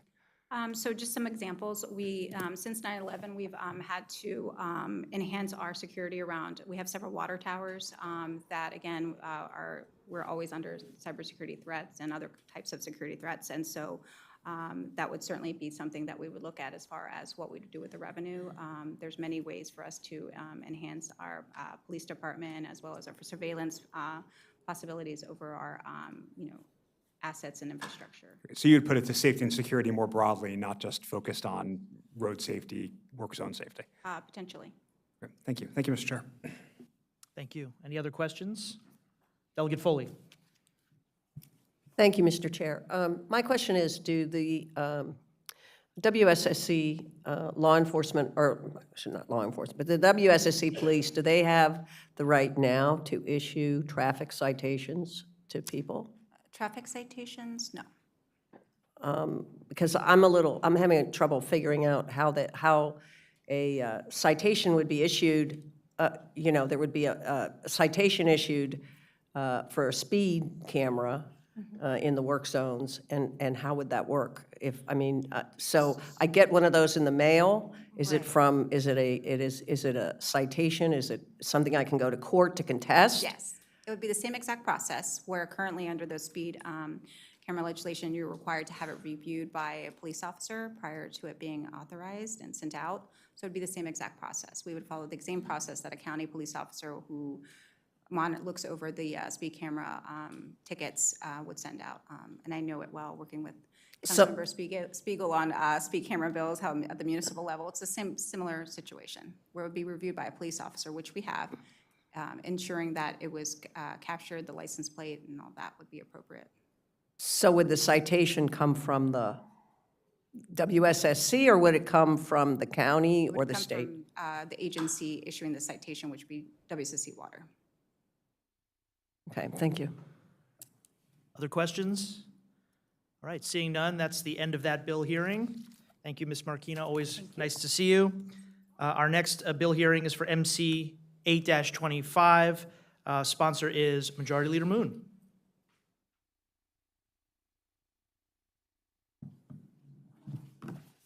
Good evening, colleagues. Thank you, Mr. Chair. MC 825, I regret to inform you, is another bill on school bus camera enforcement. I really didn't want to be doing this, but we are back here. So, very quick background. We had 3 options in front of the Assembly to handle the opposite lane, the confounding opposite lane problem, and they were to move those bus stops, to stop issuing citations in some way or warning or something for those types of infractions, or my favorite solution, to build medians and other things that would make the tickets a moot point. Late in the game, in session when last we met, the reform that started moving and took a life on its own was to move the bus stops. And so the bill that we passed had Montgomery County moving all of the bus stops that were located at 5+ lane state highways with no pedestrian crossing. And in the interim, I have heard from some of our county partners that they have different county agencies have different feelings about this. Some think they're not able to implement the moving of potentially 100+ bus stops. Others have argued that these bus stops are in fact not dangerous, and so we shouldn't move them. And we're sort of seemingly having a bit of a circular conversation on this topic. So what this bill before you does is simply reduce the number of stops the county has to move. Whereas what we passed would have had them move all of the stops along these multi-lane state highways.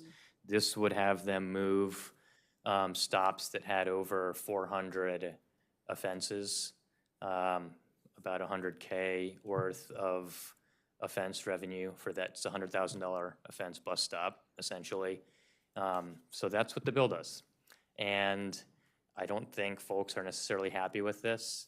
I know some in the county would like to move fewer stops, and others would like to revisit whether we should be issuing these tickets at all in these opposite lanes. So again, I just want to warn you that this conversation continues, but this is the compromise starting vehicle that I have put forward to begin this conversation. The bill also does two other things to soften the blow. One is it moves the deadline for them to move these stops out to 2028. So buys them a few more years to get their ducks in order, get their crossing guards, whatever the things they need to do are. And it also, we tried to give them some revenue for this, but it's not going to be much. So you see some language in here about giving Montgomery County back fine revenue that comes from people appealing tickets in court, all sorts of tickets, not just school bus tickets. Many other counties have taken this appeal fine revenue back home to the county. Otherwise, it goes into the general fund. So if you go peek at that section of code, you'll see a list of counties that get this money reverted to them. And this bill would do that for Montgomery County, a very small concession for having to move quite a number of bus stops. That's the bill. Happy to answer any questions. Thank you, Delegate. I just want to make sure that your hesitance doesn't have anything to do with the brace on your finger when it comes to this bill. No, that was my pit bull. No. Any questions for the sponsor? Senator, please. Thank you. Thank you. Thank you, Mr. Chair. Delegate Moon, quick question. I see in the bill that the fines come back to Montgomery County for distribution to be used only to assist in covering the cost to construct median dividers on highways in Montgomery County. I'm assuming that the cost of building medians is going to be far in excess of whatever those fines may reflect. Would it be more prudent just to simply provide that those resources go towards safety improvements regardless of what it may be instead of specifying? Because you could have these resources sitting in an account doing nothing because they're simply not going to cover the cost of building a median in a roadway. Just putting that out there. I think the answer is yes. Our hope was we were going to see some estimates that would have yielded real numbers. And then, hey, if we can build one median every couple years or so, that's great. But I don't even think it's that. So at this point, I think we might even just delete the reference to the funding restrictions and, again, just give this money back to the county as other counties have done. Thank you for that. Thank you, Mr. Chair. Thank you. Other questions? All right, seeing none, thank you, Delegate. We have one witness in support, John Becker. So we could have Mr. Becker come up.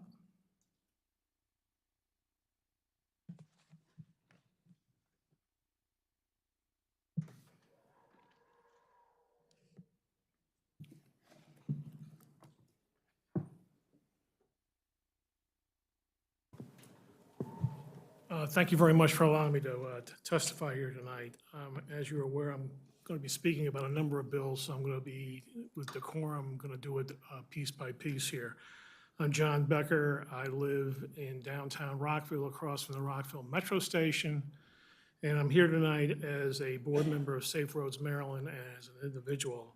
Our purpose in supporting this bill was, of course, when the description was laid out, and again, Delegate Moon, I appreciate your sponsorship for this and the clarifications that you mentioned earlier.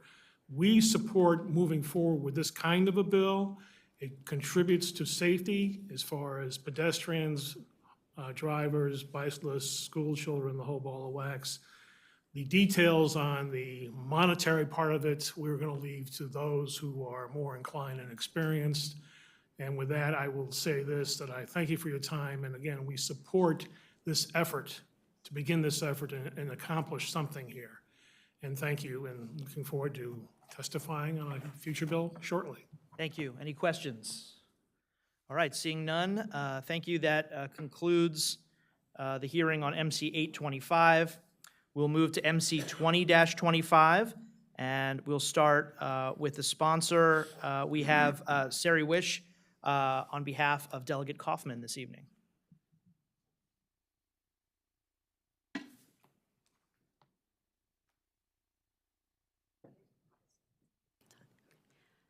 All right, good evening, Montgomery County Delegation. I'm Sari Wish, Chief of Staff to Delegate Aaron Kaufman, District 18. Delegate Kaufman regrets that he cannot be here with you tonight as he is away on business for his position with the Jewish Federation, so I thank you for allowing me to testify on his behalf. I'm here to ask for your favorable report on MC 20-25, State Highway Administration, Montgomery County Streetscapes, Design, Approval, and Permitting. This bill was brought to Delegate Kaufman by the Sierra Club, Montgomery County chapter. In the process of working on this bill, we've had extensive stakeholder engagement with former Delegate Al Carr, who is sitting next to me. He is also a major stakeholder on this bill. We've also had extensive conversations with Melanie Wenger, Director of the Office of Intergovernmental Relations, Montgomery County, with representatives from the Montgomery County Department of Transportation and Montgomery County Parks and Planning. All of these entities have been offered the opportunity to submit amendments to the bill, which Delegate Kaufman is open to, and he welcomes them. The intent of MC 20-25 is to transfer the responsibility for approval and permitting of streetscape elements, lighting, and street trees along state roads during redevelopment projects from MDOT SHA to the county planning and municipal agencies who already do this work for the local roads. MC 20-25 is intended only to apply to the permitting phase for new street lighting and street trees installed in the public right-of-way along state road frontages that are approved for private development. This would streamline the process and eliminate opportunities for finger pointing if and when there are delays, which we know there are at times. This bill also gives the county more autonomy, thus bringing decisions closer to the communities that these streetscapes affect. Local agencies can likely handle this change as they are already doing it for the local roads. The Montgomery County Department of Transportation and the Department of Permitting Services have the extensive experience and expertise on these streetscape projects. This bill would consolidate processes, so a developer would only have to go to one government entity to receive approval for streetlights and streetscapes, and this would put control at the county level. The developer of the area would still pay for the improvements, obtain the necessary permits, and the county would be responsible for the ongoing operation and maintenance of the streetlights. Currently, SHA is the entity that grants the approval and permitting of lighting and trees along state roads. This bill would transfer the authority from SHA to the Montgomery County Department of Transportation, thus freeing up SHA to focus on the needs of the state highways. MC 20-25 is supported by the Sierra Club, and during the Montgomery County Council briefing on November 18th, Councilman Evan Glass agreed that this bill will make the processes more efficient. Improvements in streetscapes and street lighting also directly affect bike and pedestrian safety efforts.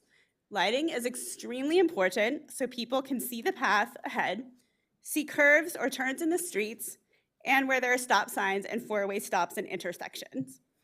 Trees create shade and cover, and with county authority, it will be easier and faster for the county to cut back or remove trees that are blocking streets, roadways, and sidewalks.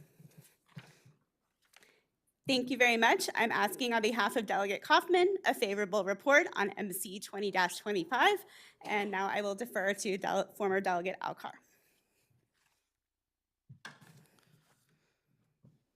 All right. Good evening, Mr. Chairman and members of the delegation. For the record, Alcar on behalf of the Sierra Club Montgomery County Group, here in support of MC 20-25, one of our priority bills this year. So if we had our way, we would just transfer all the state roads from SHA to the county. We know that's not going to happen anytime soon. But this bill is just a very narrow bill. It transfers a very specific responsibilities from the state to the county or the municipality where it belongs. So it only applies in, during the permitting phase. It's only along state roads. It's only along for redevelopment. It simplifies and streamlines the process, offers opportunities to maximize pedestrian safety and the tree canopy. The local governments already own the street lights and pay to operate and maintain them, so it would make sense that they do the permitting. The Montgomery Planning, the Montgomery Departments of Transportation and Permitting Services, and their municipal counterparts have significant investments in these streetscape standards. They are in our master plans and sector plans. They reflect community input, so this just makes sense. The State Highway Administration, on the other hand, they're stretched a bit thin, so they're not as focused on these amenities that can be important details that matter to local communities. So we don't think the bill will cost anything. It might even save some money by ensuring that these amenities are installed according to the standards that have already been established. And we think it'll actually benefit the applicants because they will be dealing with fewer agencies. There was an example that I think inspired this bill, which was in District 18. It was called Chevy Chase Lake Block B. MCDOT did ask for an amendment to clarify that the bill does only apply to streetlights and street trees and only to private development, and we are in support of that clarification. For those reasons, we urge a favorable report. Thank you, Mr. Carr. Good to see both of you. And since we've sort of segued from the sponsor into the supporting testimony, why don't we also invite Mr. Becker up, who's part of the supporting panel. And while he comes up, let me just say, I appreciate the inclusion of municipal authority in the language of the bill. Are there questions for Ms. Wish or Mr. Carr while Mr. Becker is getting seated? Okay, seeing none, Mr. Becker, whenever you're ready. Thank you very much. Again, John Becker with Safe Roads Maryland, and I live in downtown Rockville, across from the Rockville Metro Station. Basically, to piggyback on the comments of the previous testimony, Safe Roads is interested in anything that contributes to a safe environment for pedestrians, drivers, bicyclists, our law enforcement, and anything like that. And this opportunity allows it to be done at the local level. I think it's going to be one that's going to expedite things. It's going to be done under local control. There are guidelines, rules, laws, regulations, and how it works. But the bottom line is that it's an expediting thing that makes sure our local governments can get a handle on things as far as this kind of thing with streetscapes, new development, and how that things can be progressing as far as for the community and all of our qualities of life. Thank you very much for your time. Thank you. Any questions for Mr. Becker? Okay, seeing none, that concludes that panel, and we have informational testimony from Mr. Enton.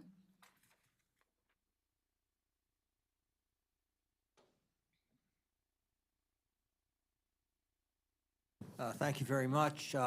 Members of the delegation, Robert Enton on behalf of the Maryland Building Industry Association. And I had a conversation with Delegate Kaufman this afternoon, and we're going to get together and talk. I think sharing some of the things that former Delegate Carr said, there does need to be more clarity, I think, in the bill when you read a bill and it says you have a broad term, then it says, include, such and such, it's including but not limited to. And so I think there needs to be some clarity in the bill as to exactly what the county will be responsible for and what the State Highway Administration will be responsible for. But Delegate Kaufman indicated as to Mr. Carr, they're very anxious to work with us to address any concerns we have. So we'll keep the delegation posted. Thank you very much. Thank you. Any questions for Mr. Enton? Okay, seeing none, that concludes that bill hearing, and we will move to the hearing for MC 1-25 with Delegate Moon again.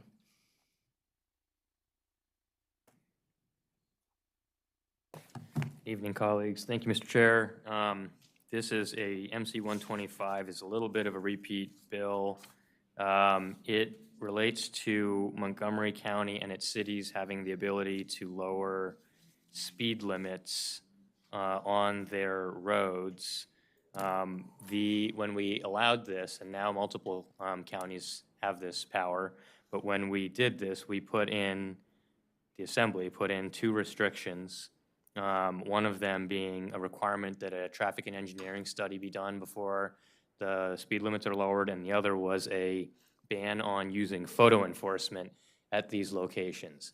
Last year, the House delegation passed out a bill that repealed both of those additional requirements, which is in line with, I think, how other counties have adopted this provision, but that did not seemingly move through the Senate.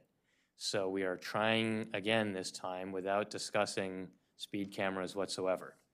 And so all this bill does, it says if Montgomery County has already done a countywide comprehensive assignment of speeds and things to various types of roads, the county and the cities don't need to do a new study every time they do this because it's already been done comprehensively. So that's what the bill does. It just waives that study, and it does not touch the photo enforcement this year. And then we'll see if that gets the job done. Any questions? Okay, seeing none, thank you, Delegate. We will bring up the supporter panel. We have Anthony Duvall, Dan Reed, Ben Ross, and John Becker.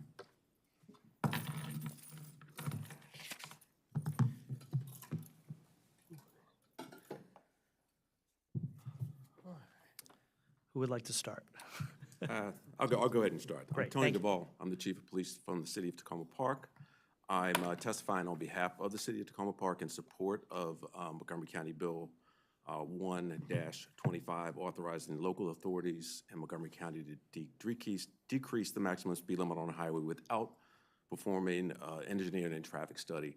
As Delegate Moon already touched upon, the requirement of having the engineering study when we already have comprehensive assessments in place is time-consuming, labor-intensive, and also costly. Many municipalities, including Tacoma Park, do not have the funding to do a study for every street that would require a reduction. The City of Tacoma Park also has a comprehensive traffic calming system in place that would do an adjoining assessment if this needed to be done.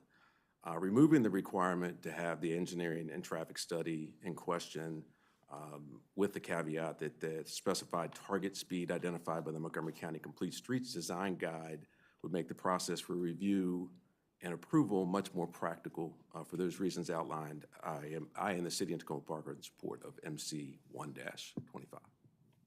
Thank you. All right, Mr. Reed. Good evening. My name is Dan Reed. I'm with Greater Washington, and we support Bill MC 125.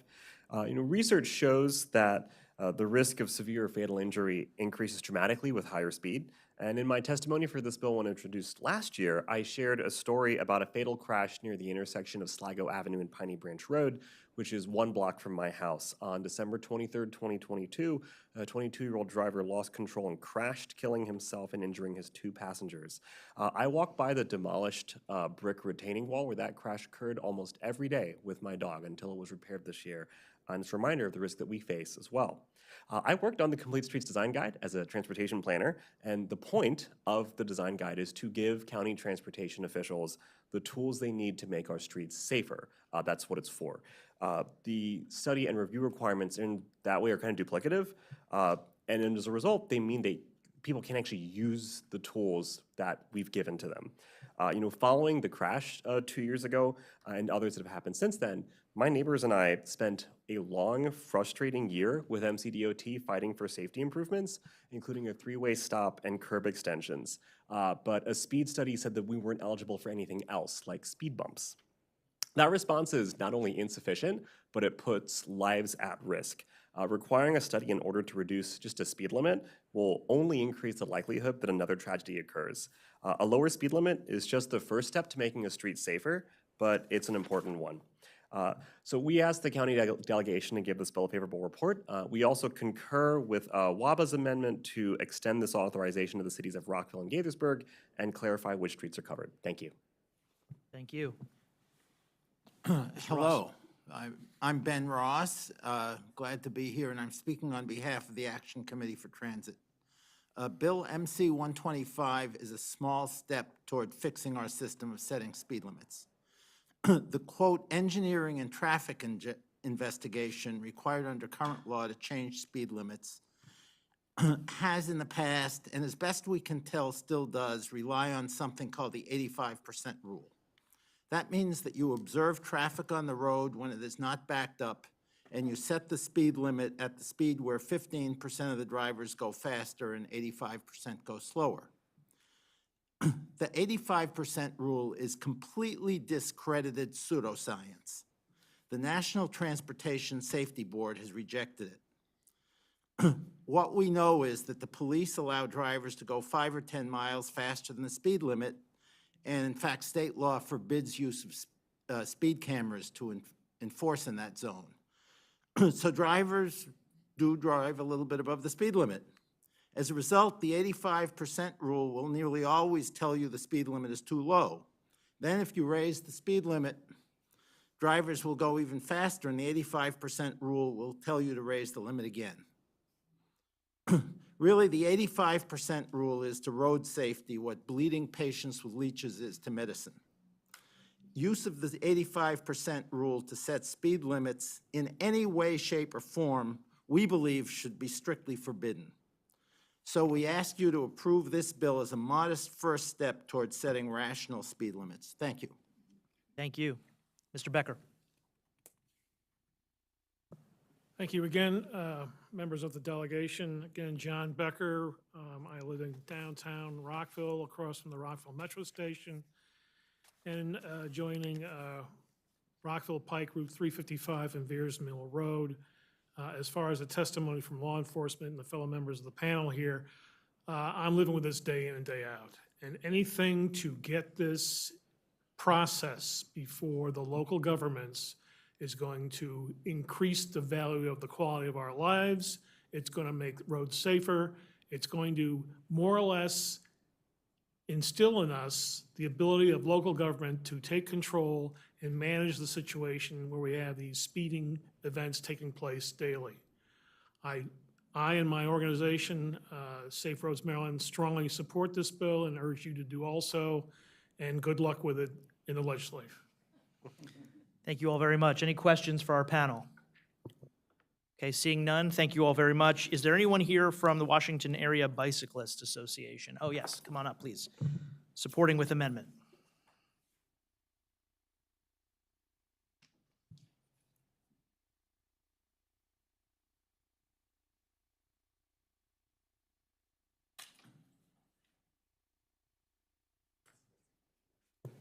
Well, I think I can keep this pretty brief, planning to echo many of the comments of the previous speakers.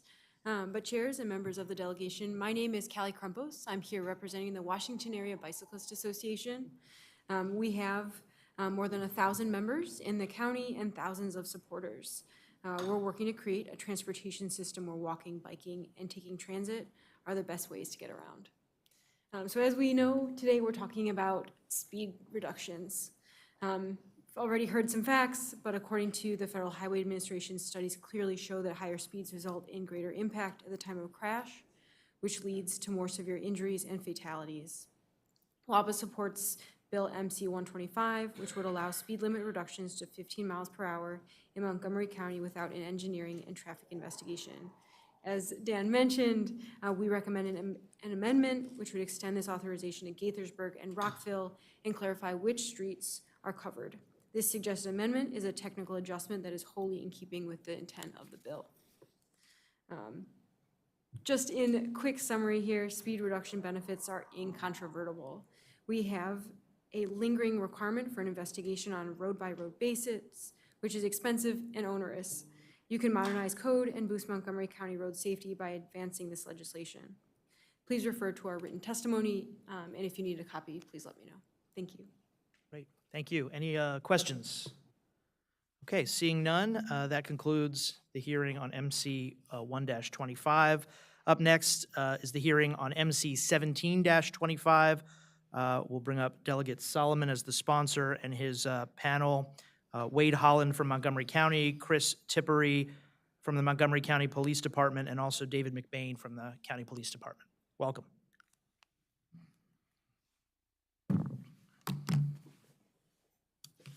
Good evening, colleagues. Again, for the record, Delegate Jared Solomon here to present MC 1725. This is actually a retread. We're hoping the third time is the charm on a bill that we've introduced the past 2 years. Last year, it passed the delegation unanimously, made a couple of tweaks actually at the behest of the chair. Welcome and congratulations on the new role to make sure that we had municipal authority codified in here. And then it passed the House overwhelmingly 106 to 26. It got gummed up a little bit in JPR, but I don't believe that there was, as far as we know, there was no opposition to the bill. It was just sort of stuck in some of the local bills that didn't quite make it out. So again, we don't believe that there was any opposition to this. Just quickly to recap what this bill does, essentially what it does is it gives Montgomery County Police Department and the Department of Transportation, who we've worked hand in glove with over the last 2 years, the ability to place speed cameras in what is referred to as high injury network locations. And what those are is essentially the most dangerous locations within the county. So 3% of county roads make up these sort of HINs, but they are where 41% of serious and fatal crashes occur. And right now, the county is limited to placing speed cameras on on roads in residential zones, roads that have 35 miles per hour speed limit or below, or school zones. So there are 41 locations that qualify within these sort of HIN networks that right now are ineligible for speed cameras. And we know, you heard about it on the previous bill, no need to go into it. I think we all know at this point, when you look at speed in a crash, it can be the deciding factor as to whether a person lives or dies. And in just 2024 alone, and this was as of December 1st, 510 fatalities in Maryland on our roads, 82 were speed related, and in Montgomery County, that's 45 of our friends and neighbors who were killed. So again, this is a priority bill that the council for the Montgomery County Police Department, for the Department of Transportation. Delegation's already passed this. The House has already passed it, and I would urge a favorable report and hope we can get it in that same posture again this year. Thank you. Someone like to go next? All right, well, good evening, and thank you for having us. My name is Wade Holland. I'm the Vision Zero Coordinator for the Montgomery County government. I want to thank you all for sponsoring a similar bill last year. Again, we had a great success in the House, and we hope to get it past the finish line this year. And I want to thank Delegate Solomon for reintroducing it for the 2025 session.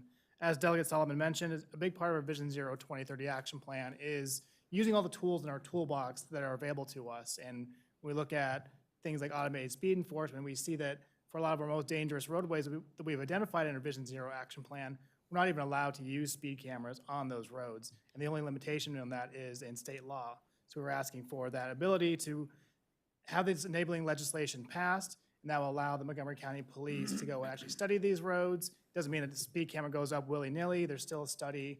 There's still to actually looking at the roadway and seeing is there a problem that can be solved by adding this speed camera to that roadway. In addition, we have language in the bill similar to last year that puts that potential revenue that may come from this after the speed cameras are paid for that will go towards paying for design and construction along the high-entry network roadways, so that will be used for safety purposes, as well as providing a report to the legislature about the efficacy of the speed cameras that are added to the high-entry network as a part of this bill. So by supporting MC 1725, you're directly supporting our Vision Zero action plan and improving safety on our known most dangerous roadways, and thank you for your time. Thank you. Good evening to the members of the delegation. My name is Dave McBain. I'm Assistant Police Chief for Montgomery County Police Department, where I oversee traffic operations for the county. On behalf of Chief Mark Yamada, I'm here to recommend support for Bill 2417. This bill would allow the Montgomery County Police Department to implement automated speed enforcement in our high injury network. Working with our partners in Department of Transportation, with Wade Holland here with Vision Zero, we've identified roadways in our community with an increase in collision resulting in personal injury and fatalities. The expansion of the automated speed enforcement onto some of these vulnerable roadways would complement the efforts of our officers during a time when, as an agency, we've seen significant decrease in our workforce. The bill makes sense, would be implemented based on solid data, and ultimately will prevent collisions and save lives in Montgomery County. I'd like to thank the delegation again for hearing tonight's testimony, and specifically for Delegate Solomon for reintroducing this important legislation for 2025. Thank you. Thank you, Assistant Chief. Good evening, members of the delegation. Again, I appreciate Delegate Solomon's efforts in getting this bill across the finish line this year. My name is Chris Chippry. I'm the Director of Automated Traffic Enforcement for the Montgomery County Police Department. I'm here basically to show my support, and this doesn't have any impact on how we implement our program. We'll still implement it at the highest standards with studies and notifications, follow all the state laws and signage, and doesn't require any expansion of our current camera fleet. So we'll just complete the study and implement it as we need to. Okay, thank you. Any questions for our sponsor panel? All right, seeing none, we will move to Mr. Becker in support.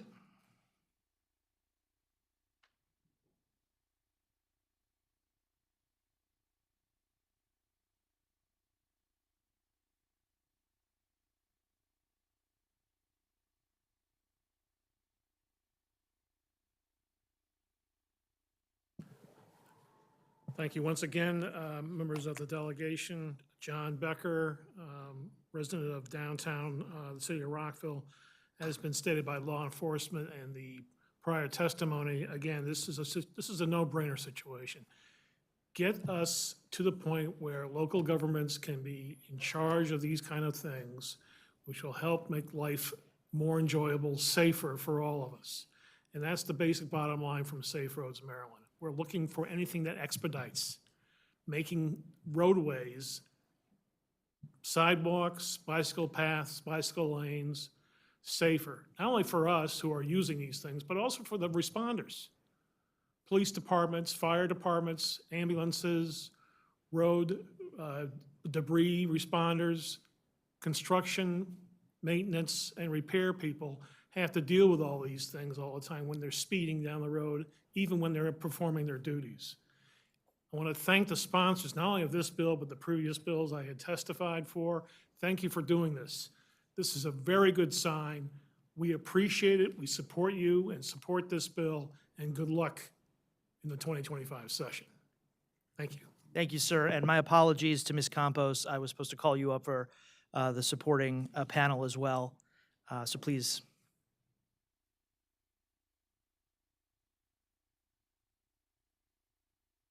All right, hello again. On behalf of WABA, the Washington Area Bicyclist Association, I'd like to share our support for MC 17-25. This bill would require that the balance of automated speed monitoring system fines collected in Montgomery County to be used to fund the study, design, and construction of safety-related projects on roadways or intersections in Montgomery County that have been identified as high risk for motor vehicle collisions that result in serious bodily injury or death. Automated speed monitoring systems are a safety tool typically placed in locations with significant noncompliance, as we've heard. We need to appropriately reduce speeds on our roadways via safety redesign and by speed limit enforcement that encourages driver compliance with speed limits. Automated speed monitoring systems are an effective tool towards this end. It's appropriate that the balance of enforcement fines be targeted to enhance safety at our county's most dangerous roadway locations as identified by the resources cited in the bill. WABA recommends that you advance this bill and continue to work in Annapolis to do so. Thank you. Thank you very much. Any questions for Ms. Campos, or I guess Mr. Becker, in case we need to bring him back up? Okay, seeing none, that ends the bill hearing for MC 1725. Thank you all very much. Up next, the hearing for MC 10-25, and we will bring up Senator Kramer.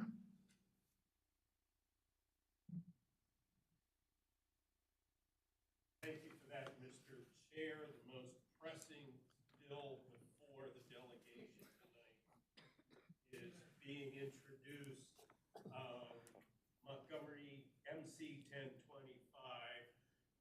Colleagues, on behalf of the Fighting 19th, Delegate Cullison, Delegate Stewart, and Delegate Crutchfield. Excuse me, Senator Kramer, can you turn your microphone on? Do you want me to start again? Yes? No? We're fine. You project so well, Senator, we didn't even realize your microphone wasn't on. There you go. I'm not going to go into a whole lot of depth, colleagues. You've heard this bill before, but I am pleased to say that this year's iteration, as I understand it, is going to have the full support of the Maryland Transportation Authority, which has not been in the case in the past couple of years.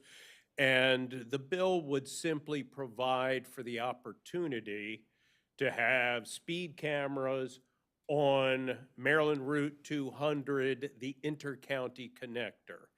Not all of you are exposed to the ICC, but those of us in District 19, District 14, have the ICC go through the entirety of our districts, and for our colleagues in 39, and to some extent 17, they have a portion of the inter-county connector. And the fact of the matter is the ICC was built out to accommodate traffic going forward. I believe it was going to be 50 years in the future. That means it is a wide open highway that people are driving at excessively high speeds on because it's meeting its projections. With each year, traffic is growing, as was predicted, but it still doesn't have a tremendous amount of traffic, and as such, people really speed at very high rates. And the goal here is to try to bring down those speeds. It is a safety issue. When accidents happen on this roadway, they are exceedingly serious because of the high speeds that the cars are traveling at. It is also a quality of life issue for all of the residents whose properties, their homes, are contiguous to the inter-county connector.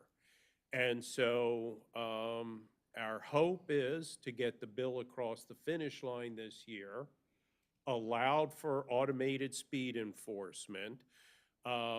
Unfortunately, during the past administration, budgets were cut significantly, including the Transportation Authority's budget, and as a consequence, enforcement went way down on the ICC. Under the current administration, there has been increased funding. So there is slightly greater enforcement, but the goal is to maximize it using speed cameras. So with that, I thank all the folks who are back yet again this year to testify in support of this very important legislation. And I'm hoping we can get it across the finish line this year. There is one amendment to the bill that the Transportation Authority asked me to introduce, and I am fine with it. On page 11, on line 12, the bill specifies that it would be mobile speed cameras and the exact number. The authority said, look, how about just trusting us to do it the right way, whether they're mobile, whether they're fixed, and the number, leave it up to us to work through those details. I don't have a problem with it. I believe they will in fact do the right thing. So with that, that's the bill, colleagues. Thank you, Senator. As someone who is frequently exposed to the ICC, I appreciate you bringing this bill again. Thank Do we you, have, Mr. Chair. Thank you. Do we have questions for Senator Kramer? Yes, question, Delegate Shetty. Thank you, Mr. Chair. Thank you, Senator, for bringing this bill back. I, for one, am a big fan of speed cameras when they are appropriately deployed, so thank you for doing this. I'm a little confused about the procedural history on this. I feel like we passed this in the past, have we not? The delegation did Okay. last session. Last session. Okay. But somehow, at the very last minute, the authority came in with a fiscal note that they knew would be the death knell of the bill. Okay. And that's what, unfortunately, the committee with jurisdiction had to deal with, was that fiscal note. My understanding from the authority this year is that they are very comfortable with the fiscal implications and will not have any issues implementing it. And I suspect their belief is the revenues that will be generated will offset their costs. So thank you for that question, but yes, Okay. that's what Thank you for happened the last year. clarification, sir. Thank you. Thank you. Thank you. Any other questions? Okay, thank you, Senator. And Thank you. we will bring up the next panel of witnesses. We have Robert Zimmerman, John Sang, John Becker, Mindy Baden, William Kassman, and Mike Helton.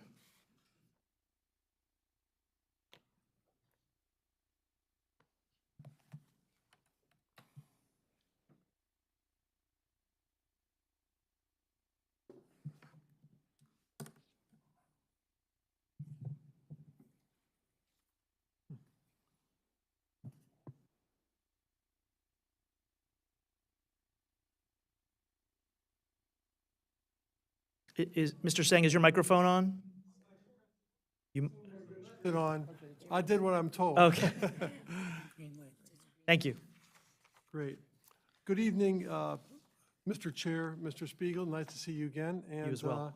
as well as Mr. Kramer and Delegate Plotzkovich-Carr. I'm John Sang, Chair and founder of Safe Roads Maryland. We urge a favorable report on Senator Kramer's bill, MC 1025, to deter dangerous speeding on the ICC. Let's jump to sort of the headlines here, the score sheet with ICC roadway violence in calendar year 2023. 153 crashes, 1 fatality, 33 injuries, and that's just in the Montgomery County portion of this road. When you count in the bit of a strip on Prince George's County, we're talking about 1 crash every 2 days on an 18-mile road.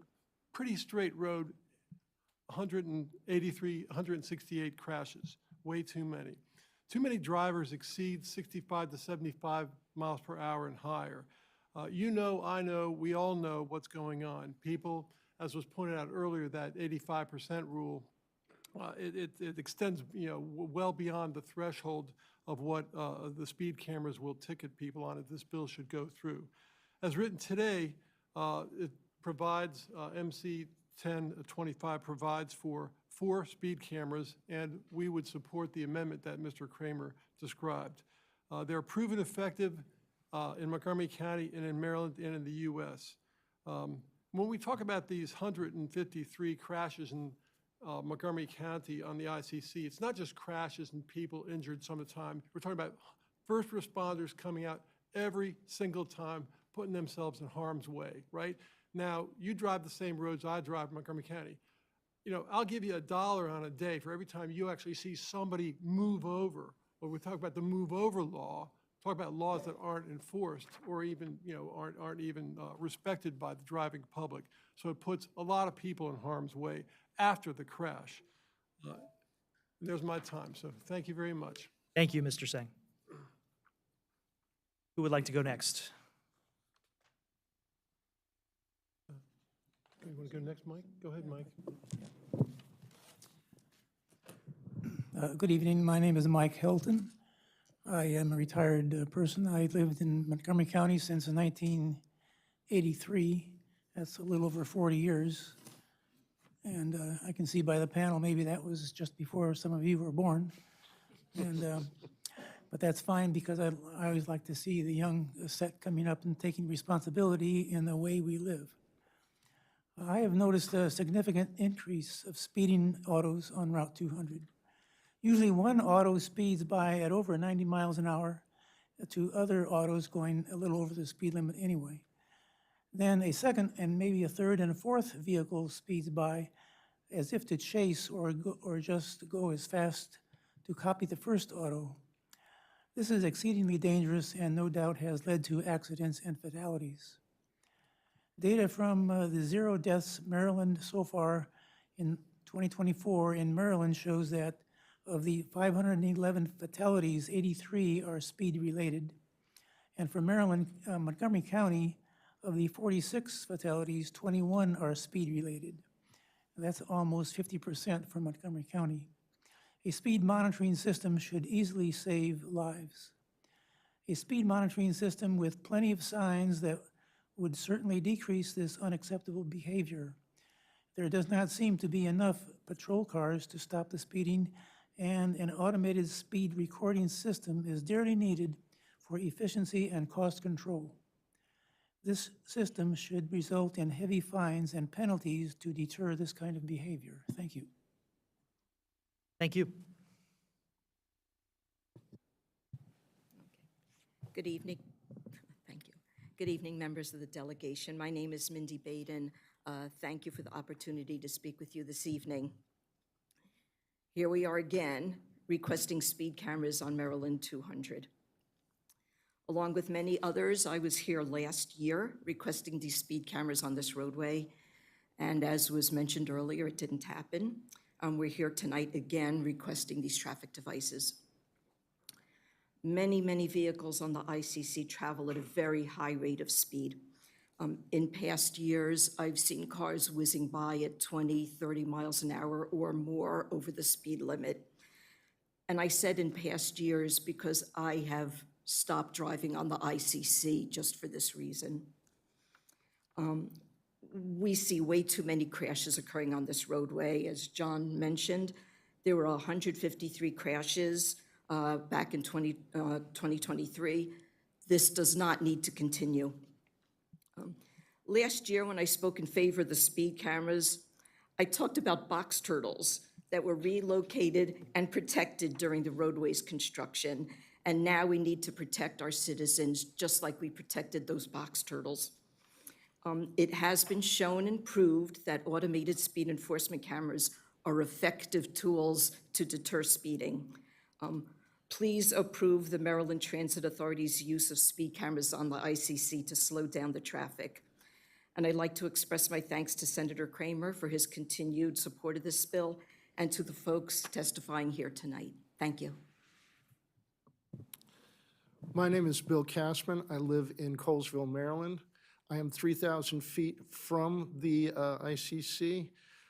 It sounds like a rock concert in the summertime with the speeding and everything that's going by. I support this bill. I support law enforcement. And I really wish that you guys would force them to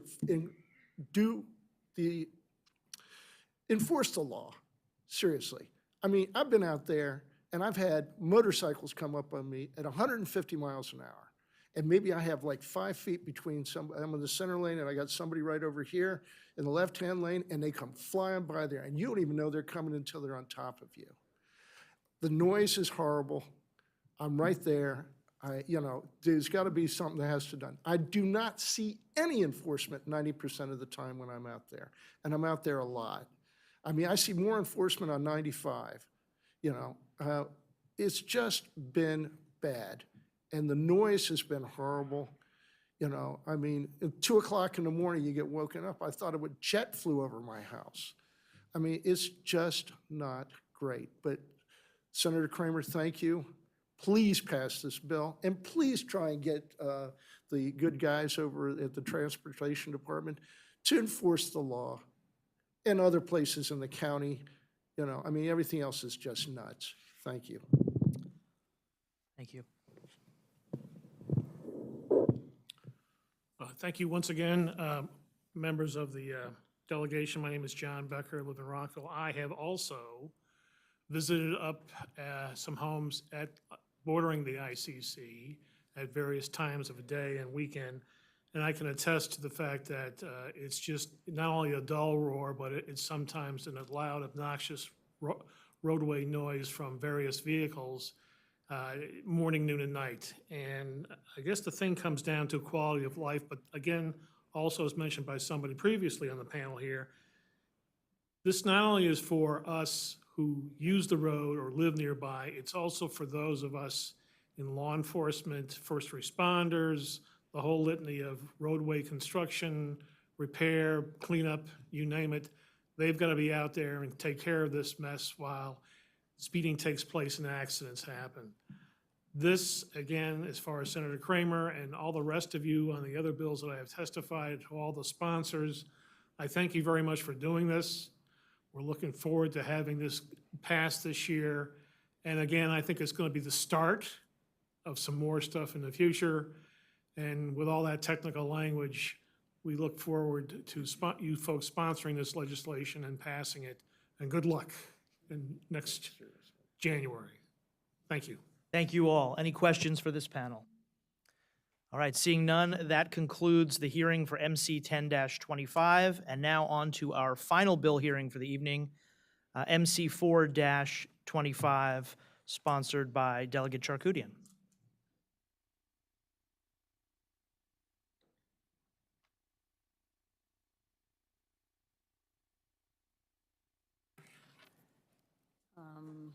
Chief Duvall.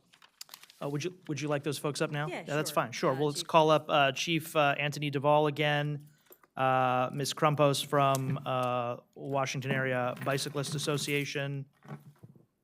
Delegate, would you like us to just call up the other folks as well? Sure. Okay. Let's have a party. It's the end of the night. It's the end of the night. That's right. Miriam Schoenbaum from ACT, Ben Ross also from ACT, Dhruv Maheshwari, and John Becker. Okay. Mr. Chair, colleagues, for the record, Delegate Lord Charkoudian here asking for a favorable report on MC 4-25. This bill enables the county to implement enforcement cameras at stop signs in school zones. So I've been a supporter of expanded use of cameras for traffic enforcement for a number of years in a number of settings, both for the purposes of making our roads safer, but also because the cameras, if there is sufficient context and community involvement, and we make sure that there's not bias in where they're placed, they also have the ability to decrease bias in enforcement. And so all around, I think that the use of cameras, and I think we're seeing that, and we saw that in the bills that we've heard so far tonight. Specifically, this bill focuses on stop sign cameras in school zones. It mirrors the bill that we passed, that the Prince George's County passed last year. And so in the hopes of moving a bill forward that essentially mirrors what we moved forward for Prince George's County to minimize any technical difficulties that we might have or controversy that might be around technicalities, I basically took that and modeled it for Montgomery County. So that is what we have here. There's obviously a good deal of support. I'm happy to take questions either now or after other panel members speak. Thank you. Well, we might as well just have all the panel speak at this point. So Chief Duvall, why don't you go next? Thank you. Good evening again. Tony Duvall, Chief of Police for the City of Tacoma Park, representing the City of Tacoma Park. I'm testifying tonight in support of Montgomery County Bill 4-25, authorizing stop sign monitoring systems in school zones in Montgomery County. Stop sign running is one of the most chronic and potentially dangerous offenses committed by motorists. We have numerous stop sign controlled intersections in Tacoma Park and throughout Montgomery County in school zones that experience chronic violations. This is our children going to school, coming from school. We have seen serious motor vehicle accidents and pedestrian collisions at these intersections as a result of stop sign running. Enforcement of these violations is taxing for law enforcement. The ability to have automated stop sign enforcement would not only positively impact traffic and pedestrian safety, but also free up our police officers to address other serious traffic and public safety issues. This is about our children. I have 3 kids in Montgomery County Public Schools. A lot of the school zones, the stop sign running is extremely dangerous. For all those reasons I've outlined, we're in strong support, the City of Tacoma Park is, for Montgomery County Bill 4-25.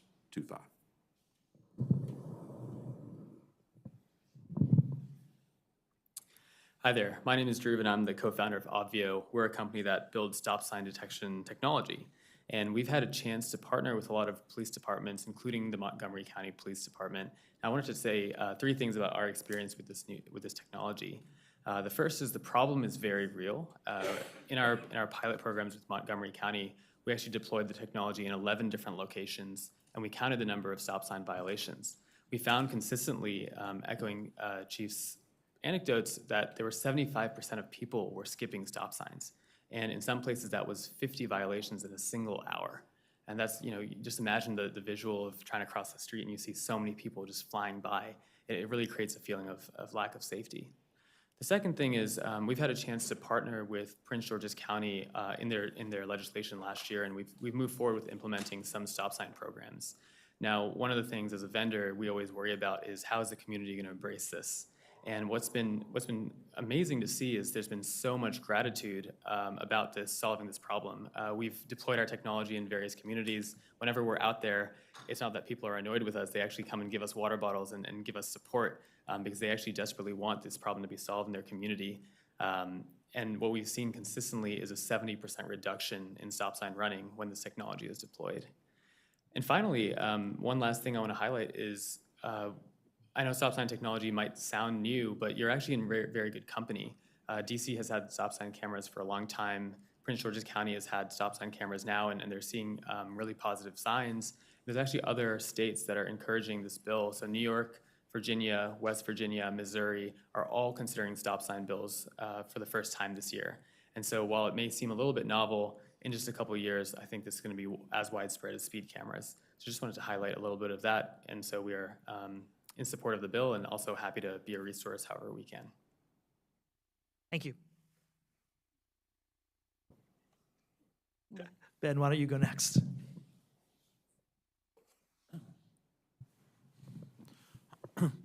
Hi, I'm Ben Ross, and again speaking on behalf of the Action Committee for Transit. In recent years, there's been an explosion of driver lawlessness in Montgomery County and all across the country. I have lots of disagreements with other people about transportation policy, but the one thing nobody denies is that driver behavior has gotten worse in the last few years. You can stand on any busy street corner in the county for a few minutes and you'll see one driver after another looking at their phone, failing to stop at a red light, or failing to yield to a pedestrian. This behavior among drivers far exceeds the ability of the police to ticket. Police enforcement, therefore, has very understandably focused on especially severe violations like speeding, distracted driving, and reckless driving. Stop sign violations just are not enforced very much. At the same time, changes in vehicle design have made stop sign violations much more dangerous. SUVs and trucks have proliferated, and their front ends keep getting higher. This makes it hard for drivers to see pedestrians crossing in front of them, especially small children.